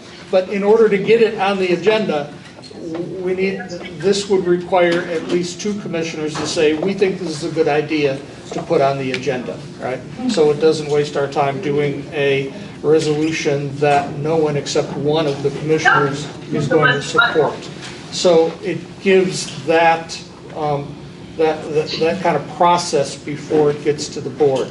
And I think, Councilman, I think this kind of echoes somewhat what the city does. Yes, very, very similar in the fact that the city has to propose, and whether that comes from the administration or comes from an individual council member, it has to be presented to the council president so that it can be discussed at the agenda meeting, and then that would be put on the agenda for a vote.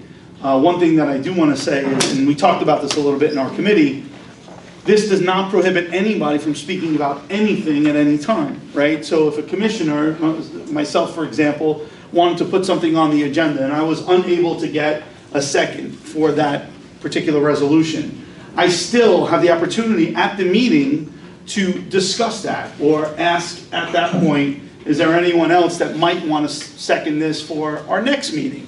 Or bring it up just to talk about what that policy or what that change might be. So this in no way censors anyone. This does not inhibit anyone from speaking about any issues that are pertaining to the Housing Authority or even beyond. So I think it's really important to make sure that we talk about that, because I don't want to give the misconception that we're trying to stop any individual commissioner from speaking about some of the concerns that the residents have or some of the concerns that we have. So this is just a process to get the resolution on the agenda, but it does not prohibit anybody from speaking about something in our meetings. So I think it's really vital to do that, and it mimics the city almost exactly on what that process would be. And if I could add one thing to that, Commissioner, and it doesn't do anything to the bylaws requirements. For example, Robert's rules still control. Any commissioner could at any time make a motion for a resolution at a public meeting. It doesn't have to be on the agenda. If there's a second, it will be considered for a vote. So that this does not change that. It only changes the timing for when it's added, essentially. Timing and requirements for a seconder, I should say. And I would like an editorial comment that I am in support of this resolution, but it is going to be a lot of administrative work. I'm going to be hounding you. I'm going to be talking to you. For example, take a lawn maintenance contract, right, that we bid out on a regular basis. Administratively, and we're ready to take on this, we will have to make sure we bid it in time that the Wednesday before the board meeting, those bids are back, and I've presented it to at least 2 commissioners or a subcommittee. Yeah. And I'm probably going to be leaning heavily on a subcommittee process to schedule regular subcommittee meetings so we could present a lawn maintenance contract, so we could have 2 commissioners that are comfortable sponsoring and seconding that resolution to be on the agenda. Now, whether you vote for it in the end is another question, right? Either that and or at times possibly bringing the chair and vice chair together to say, look, we've got these 3 resolutions that I would like to get on to the agenda, because you may not know this is going on in our organization, and I can't bring a subcommittee together. I could talk to the chair and vice chair, and they could first and second that to be put on the agenda. But it's going to take a little administrative work. I welcome it. I'm not complaining, I'm just saying it's going to take a little bit. And again, it's one of the reasons that I've been really pushing for Frank's position as Director of Development and Modernization Coordinator. Emil needs to get freed up, Frank needs to get freed up, I need to get freed up to do business like this, rather than worrying about some of the things that we can now just turn to Yesenia and say, here you go, Yesenia, all yours. No, I'm kidding. But yes, I think it will make our business kind of more methodical. Yeah. Commissioner Edwards? Yeah, I support the concept, I support all of this. I guess a couple issues of clarification. What qualifies as a resolution? And by that, by my definition, a resolution is only complete if it has all the materials related to the resolution. So, your example, it isn't a resolution until you've got the actual bids or the actual contract, right? Because in the past, we've gotten a lot of, here's a resolution, and a day before the meeting, we get the backup information. So would that, what qualifies? Does it qualify the Wednesday before, or does it have to, and I would propose that a resolution is only a resolution when it has all the materials related to that resolution. Yeah. So let me address that. What this does is say, this is in order to have a resolution put on the agenda, right? It doesn't mean that it's a resolution yet. It's just to be put on the agenda. And I can imagine my going to the subcommittee and saying, we're not going to have a bid back on this lawn maintenance contract until Monday, right? So we're not going to have everything back. What I would request is that two of the commissioners say, well, one commissioner proposed it and the other seconded it, saying that we would like to get this lawn maintenance contract on the agenda, not knowing yet who's going to get that. Now, before the meeting, obviously, all the backup has to be there and it has to be bid, or you wouldn't approve it. Because what you're saying is, I'm a commissioner that wants to forward this onto the agenda, and I'm going to second to put that on the agenda. Again, it's not approving the resolution yet. It's just approving for it to be put on the agenda. And I would like the ability to say, if we're getting a bid on Tuesday before the board meeting, that the board, rather than me just coming to the board that day, right, and surprising everyone with it, that it be put on the agenda in advance in order to alert the board that this is coming. Yeah, but my challenge is, and very specific examples, is the list of bills. Right. Is Emil's contract. Right. Is past resolutions. Right. The fact that you tell me that you want a sanitation contract beyond the resolution, and I don't get the materials for the sanitation contract till 2 hours before the meeting. So there's two issues here. Right. You know, yes, it's great that you've got a process to get on the agenda, but I think that and you do have to have the ability to have exceptions, but I would not want the way you just described it to be the norm. And so I would want to see, for me to approve this resolution, either there has to be a second resolution, or there has to be something more specific that says, what are the requirements for it to be considered a resolution? And I would propose, and I'm willing to look at, rather than the Wednesday before, the Friday before, but I'm tired of getting something on Friday that says a resolution is coming. And then on Monday, I get half of the information for one of the resolutions. On Wednesday, I get an update to the half that I just got. And on Thursday morning, I get the list of bills to look at. Sure. So if the idea is to give people sufficient time to look at it, Yes. to merely say there's a resolution that's coming forward and information to follow is not, in my mind, accomplishing what we're trying to get at. Madam Chair? Yeah. Yeah, if I could offer a little bit of insight into the way we did this on the council. So there was absolutely a learning curve, and the administration at first was very concerned, I'm sure, just like the rest of the staff is right this second. Their faces. But the reality is, after we did it for probably a couple months, it didn't take very long, it was a welcome change. And I'll tell you why. Because not only was it welcomed by the council, because we had the information just like you're suggesting, but it was a welcome change to the administration because they knew that there were not those surprises. Because those surprises happen within your own process, right? Where the director gets a phone call from somebody and says, hey, we got to get this on because Emil forgot to tell him earlier, whatever it was, right? So it's actually going to be a welcome change. And the way we do it at the council is we have that agenda meeting, which is the president and the vice president of the council meeting with the administration on Wednesday. The agenda is not released until Friday. So in that example, if we kind of move that to our position, both the chair and the vice chair would meet with the director. They would talk about what potentially might be on the agenda. And then all that backup information will have to be ready for the full release by Friday, which would accomplish exactly what you're trying to do, right? Right. So I think if we follow exactly the way the council does it, I think we accomplish all the goals.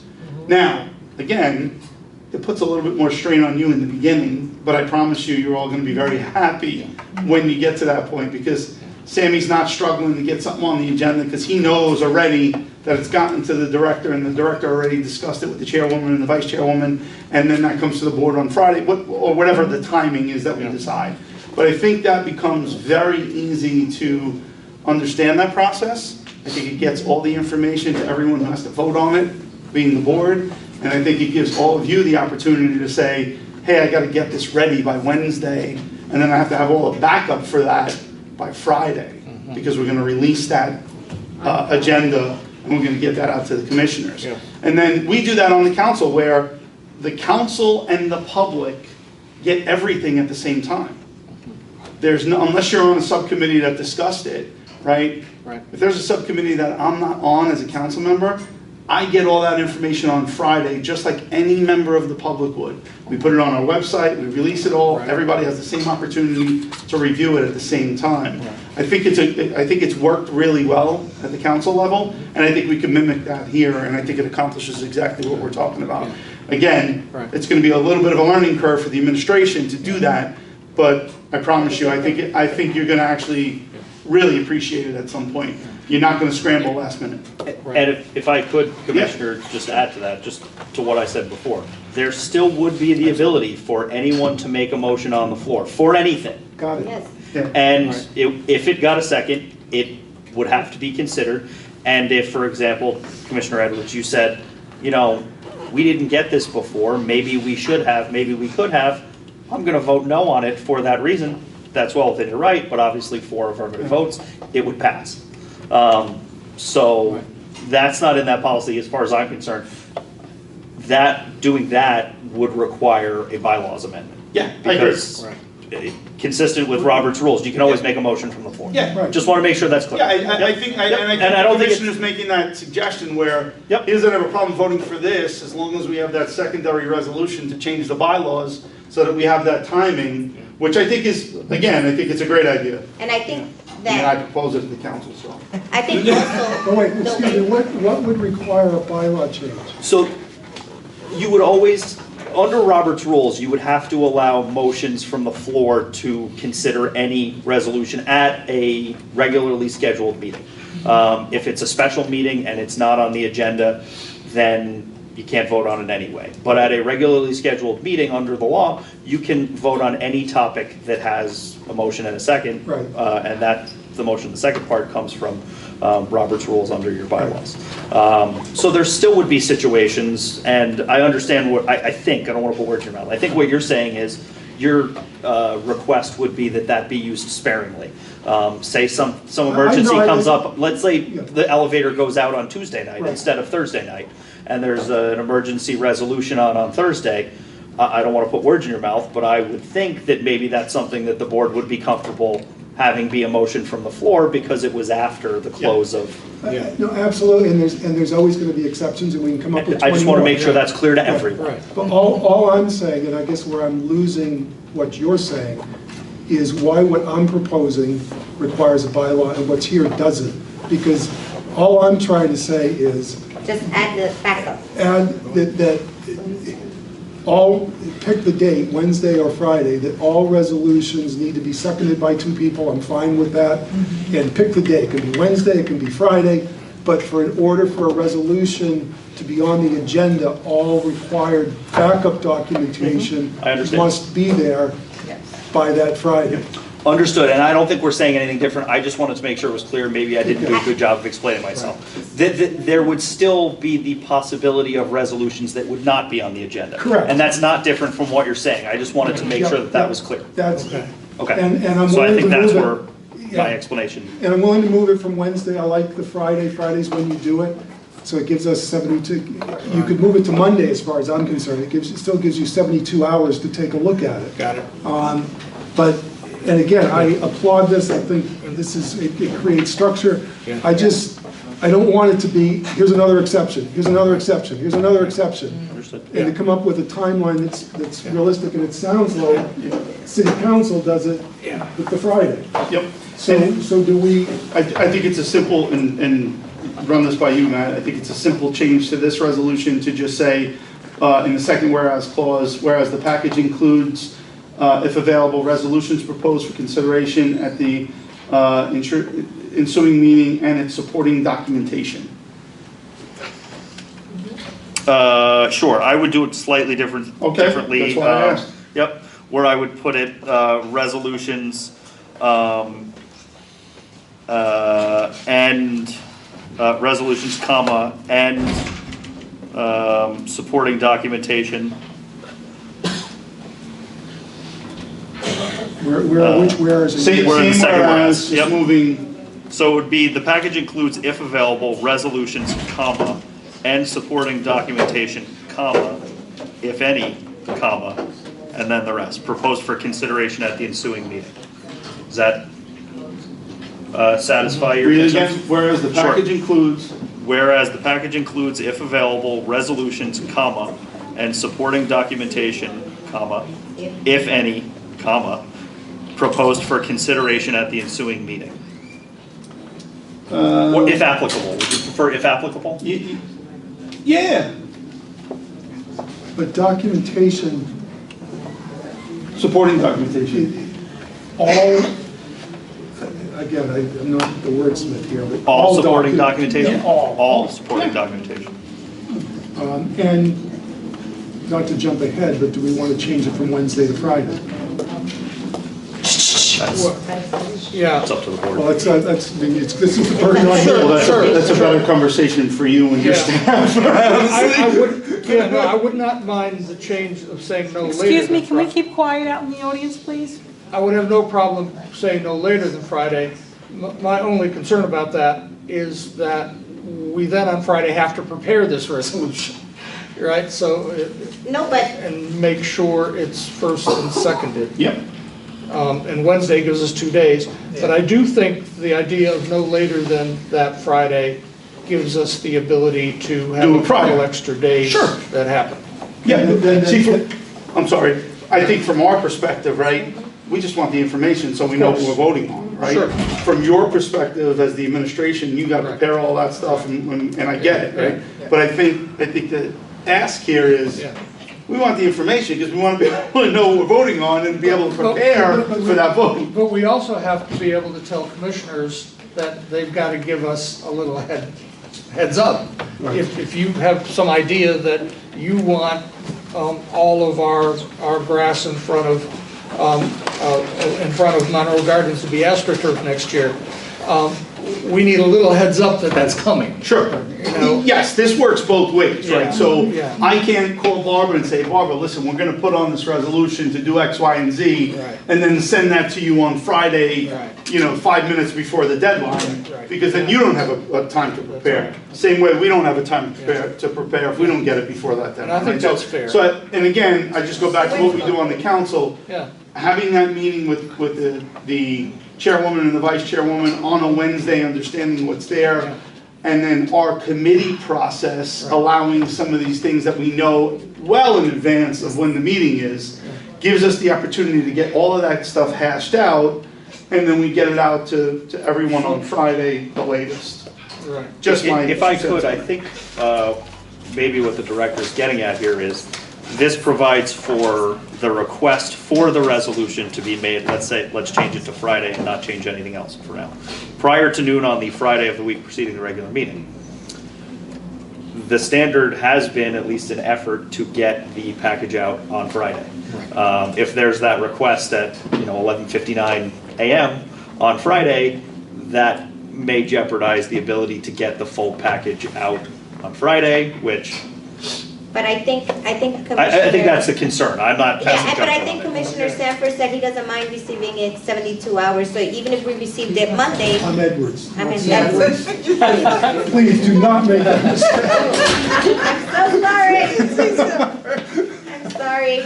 Well, I think what he was trying to say, I know he said it before, that he doesn't mind getting it 72 hours before, so having it go out on Monday wouldn't be a big issue for, I think, any commissioner here, right? And if that's procedural, I don't think it even needs to go in the resolution, but if you understand, because I just made that rule, but it needs to go out on Fridays, and I enforce that with the staff. The other issue here, just to make sure I'm understanding, it's a one package.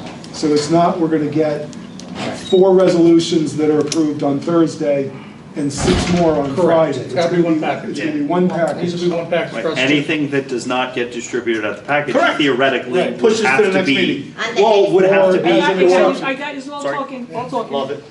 And then, would have to be a motion and potentially a second from the floor to be considered at that meeting. Right. Now, one more thing for me, okay, me and Emil. So we published the list of bills on Monday, right? So we send it out to you. We find that there's something that we really need to pay and not wait a whole nother month before we pay it, right? how do we handle that in that instance?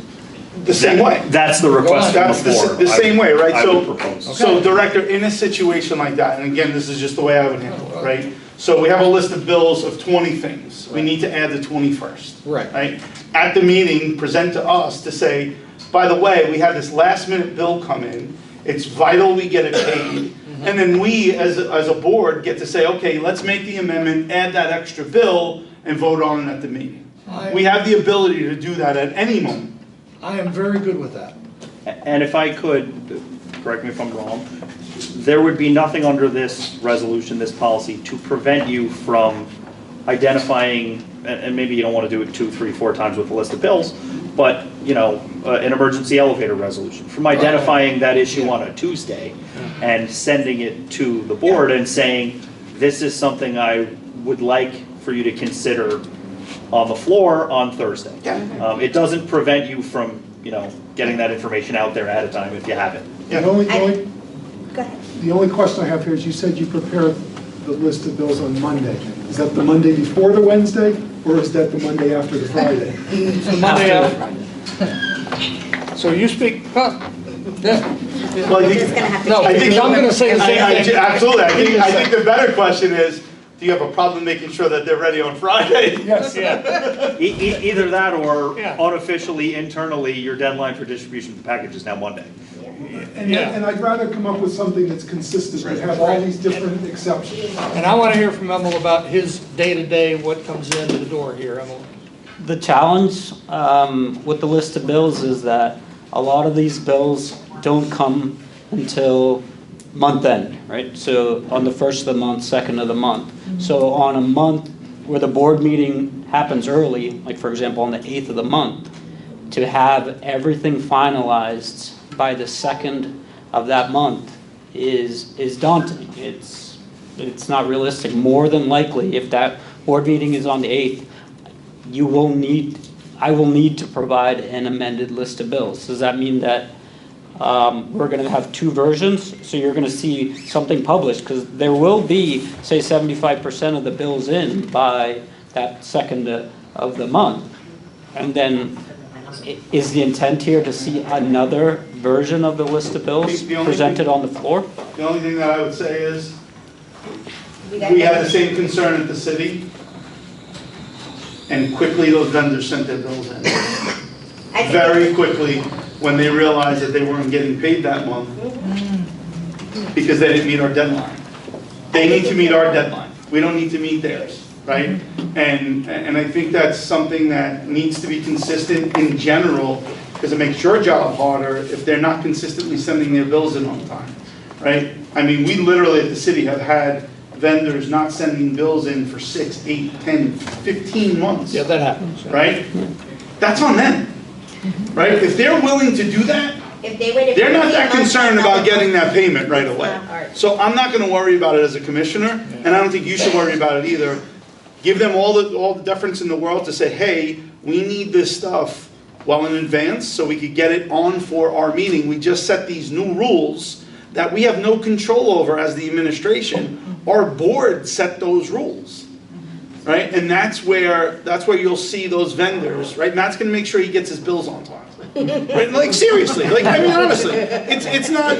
I mean it's funny because I love to pick on Matt, but at the end of the day, he's gonna make sure that his company gets those bills in on time because he knows that our process is this, and if he misses, he's got to wait that extra month. Now, on some of these big companies, waiting a month is not a big deal. But on some of these smaller companies that they're waiting on that invoice, right? They're going to make sure they're on top of it. And the ones that aren't really that concerned, they weren't that concerned in the first place, and that's why they sent you a bill 6 months later. So that's the only thing that I would have to say. I wouldn't worry so much about some of those vendors other than making sure we communicate to them to say, hey, get those bills in on time. I think it's important. And again, there's a learning curve. I'm sorry to cut you off. I think it's important that. Excuse me. Emma, you used to send out the bills before? Yep. With the book when we used to get it, right, Michael? You were there with me. Absolutely. I think it's very important, and I understand where you're coming from, Emerald, because you deal with these vendors every day, and we're not the ones that do it. And I know relationships may be different, right, with some certain vendors, but I think it's, as Michael stated, that if this does pass today, then I think it's important maybe tomorrow or Monday, as soon as tomorrow or Monday, especially to the smaller vendors that we have, right? Because this would affect them more if they have to just say, look, like Michael said, our board just passed this resolution. It's going to be imperative that if you want to get paid for this month, you get this list of bills to us by then. If not, there's nothing that I can do. You will have to wait till the next month. And I think the communication would help. I'm just saying. Some of the larger vendors, I don't think I have that leverage, and I still need to get them paid. For example, Exxon doesn't close their bill cycle until the 6th of the month. If we don't pay them by the 25th, we're subject to late fees. An option is I could include an estimated amount based on prior that's included in that list of bills issued on Friday, and then. But Emma, if Exxon gives you the bill on the 6th, if you've got to get it to us by the 8th, you can turn that around in 2 days, because otherwise you're not going to pay by the 25th. Yes, and I have done that, but I'm saying that that bill won't be included when the packet goes out on Friday or Monday. Right. If that. Well, and again, we're back to, that's item 21 on Commissioner Russo's 1 through 20 and 21, right? Yeah, There's that's the going to one-off. be exceptions. Yeah, there's always going to be exceptions. And look, again, I understand the resistance. I dealt with it at the city. Everybody was up in arms when we proposed this, and they fell in love with it once we started to do it, because it truly makes your life easier. It really does. So again, I think it's a good policy. I think the addition to making sure we get all the supporting documentation in time, I think it's a great idea to do. I think it becomes more efficient for all of us, and I think the board will run in a more smooth fashion instead of always having to go back and forth to clarify things when we get some stuff late. I truly think it's going to help all of us. And my only question at this point then, I appreciate the all required. Are we sticking with the Wednesday noon, or are we moving it to Friday? What are we doing with the? Friday. So the last be it further resolved is prior to noon on Friday? Is that what we're suggesting? Yeah, and unless, do you have any more questions for Emil? No. Okay, if you're prepared to make the changes, if you've discussed all the changes you want to make, then the appropriate thing based on past practice would be to make a motion to amend. If there's a second, we can consider, and if you want me to, I can read those changes into the record, just to make sure it's But we clear. do have a resolution on the floor right now, So it would be, it would be to make a motion to make an amendment to the resolution on the floor.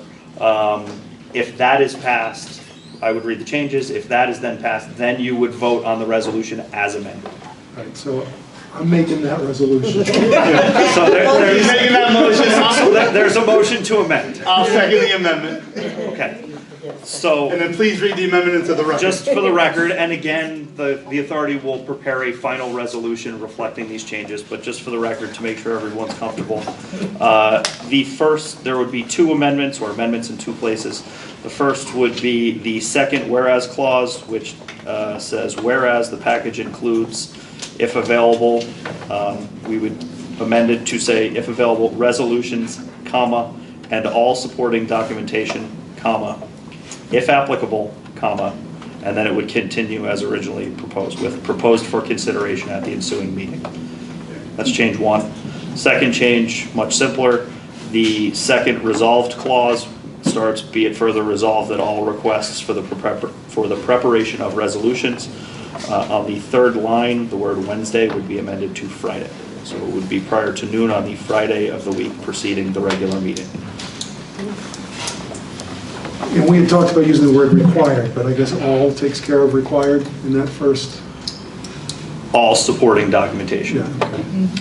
If you're comfortable with that. One little note, just because things are never simple. Yeah. If you give me a proposed resolution on Friday, is it my job to get the seconder No, we would present. No, Right. no. If the example I used, I want to do something, way and I it call reads here- Barbara, and I say, hey, let's do this. It's my job not only to get the seconder, but to get the supporting documentation to you. Right. So the way it reads here is that it'll be made in writing to me, the executive director and general counsel, prior to noon on Friday, as amended, proceeding to regular meeting, in order to permit preparation, identification of a seconder by the proposer, if any, and inclusion in the package. Identification of a seconder. This reads to me that if Councilman Russo gives me that resolution, that he says, here, go get a seconder. That's the way this reads to me. Yeah, no, you're. And I would interpret it the same way. I believe that was the discussion when this was prepared, but that is a valid question. So could we change that to state that when the resolution is sent to the director, that it's sent already with the first and the second? Something like that. Yeah, we gotta pull that up. Just give me Preparation. a second, I can give you a recommendation. If any, in the package.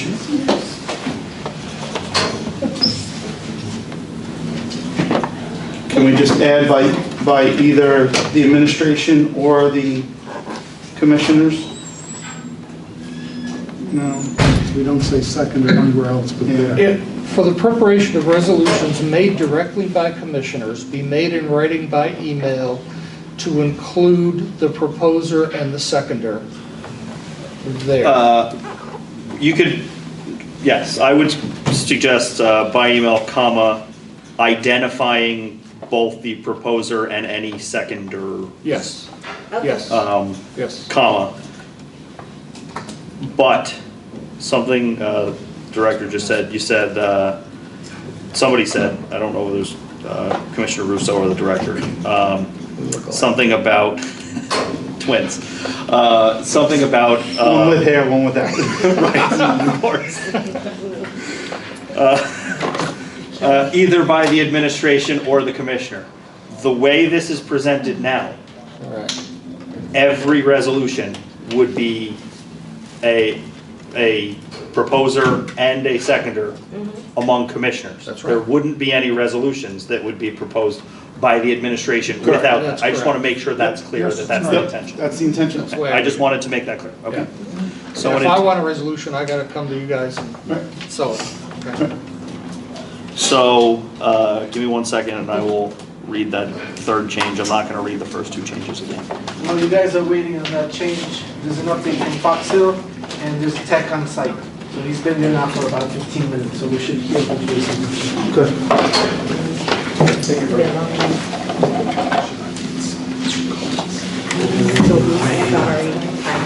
That's worse than him just saying I got no hair.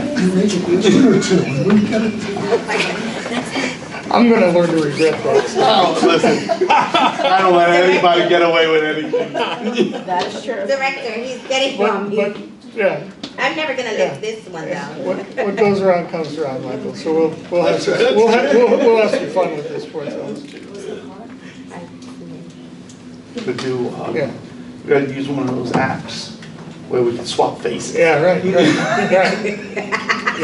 I propose you just don't, yeah, I just hope you don't, I hope you don't wig out over this.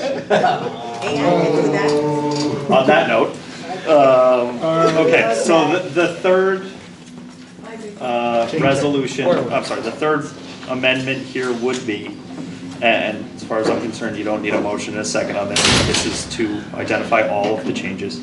So we've already done two. Change number 3 would be the second resolved clause, second line, after email, comma, we would add identifying the requesting commissioner and seconding commissioners, comma, and then pick up where it was originally proposed with directed to the executive director. Perfect. Okay, that works.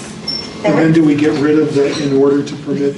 Correct, that was, yeah, the last thing we would get rid of, in order to permit, it would be permit preparation and inclusion in the package. Yes. So we would delete everything from the comma after preparation through the comma after any. So it would now read, in order to permit preparation and inclusion in the package, period. Okay, so I've made the motion. I've seconded You it. seconded it. There's questions, concerns? Matt fixed it. And now we're ready. Can you call the vote, Director? I can. David Edwards. Yes. Anthony Forbes. Yes. Barbara Reyes. Yes. Gene Rodriguez. Yes. Michael Russo. Aye. James Sanford, Erica Seitzman. Aye, yes. So now that you've amended the resolution, there is a motion on the floor to consider the resolution as amended itself. Motion. Second.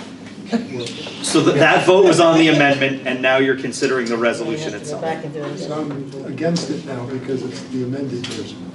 No. No, it's the amended version. You're The one you for it want. now, the one you want. You're now considering it with the amendment. You approve the amendment, now the resolution with the amendment is on the floor. Oh, okay. Trust me. He's like doing Yes. the finance. Okay. Second, or that's Yeah. first? Who seconded? There's been a motion and a second. Right, okay. Vote, David Edwards. Yes. I already said it. Anthony Forbes. Yes. Barbara Reyes. Yes. Gene Rodriguez. Yes. Michael Russo. Aye. James Sanford, Erica Seitzman. Aye, yes. Motion closed. Okay, motion to close. Thank you. All in favor? Aye. Very Thank you, everyone. Elevator's running. Everything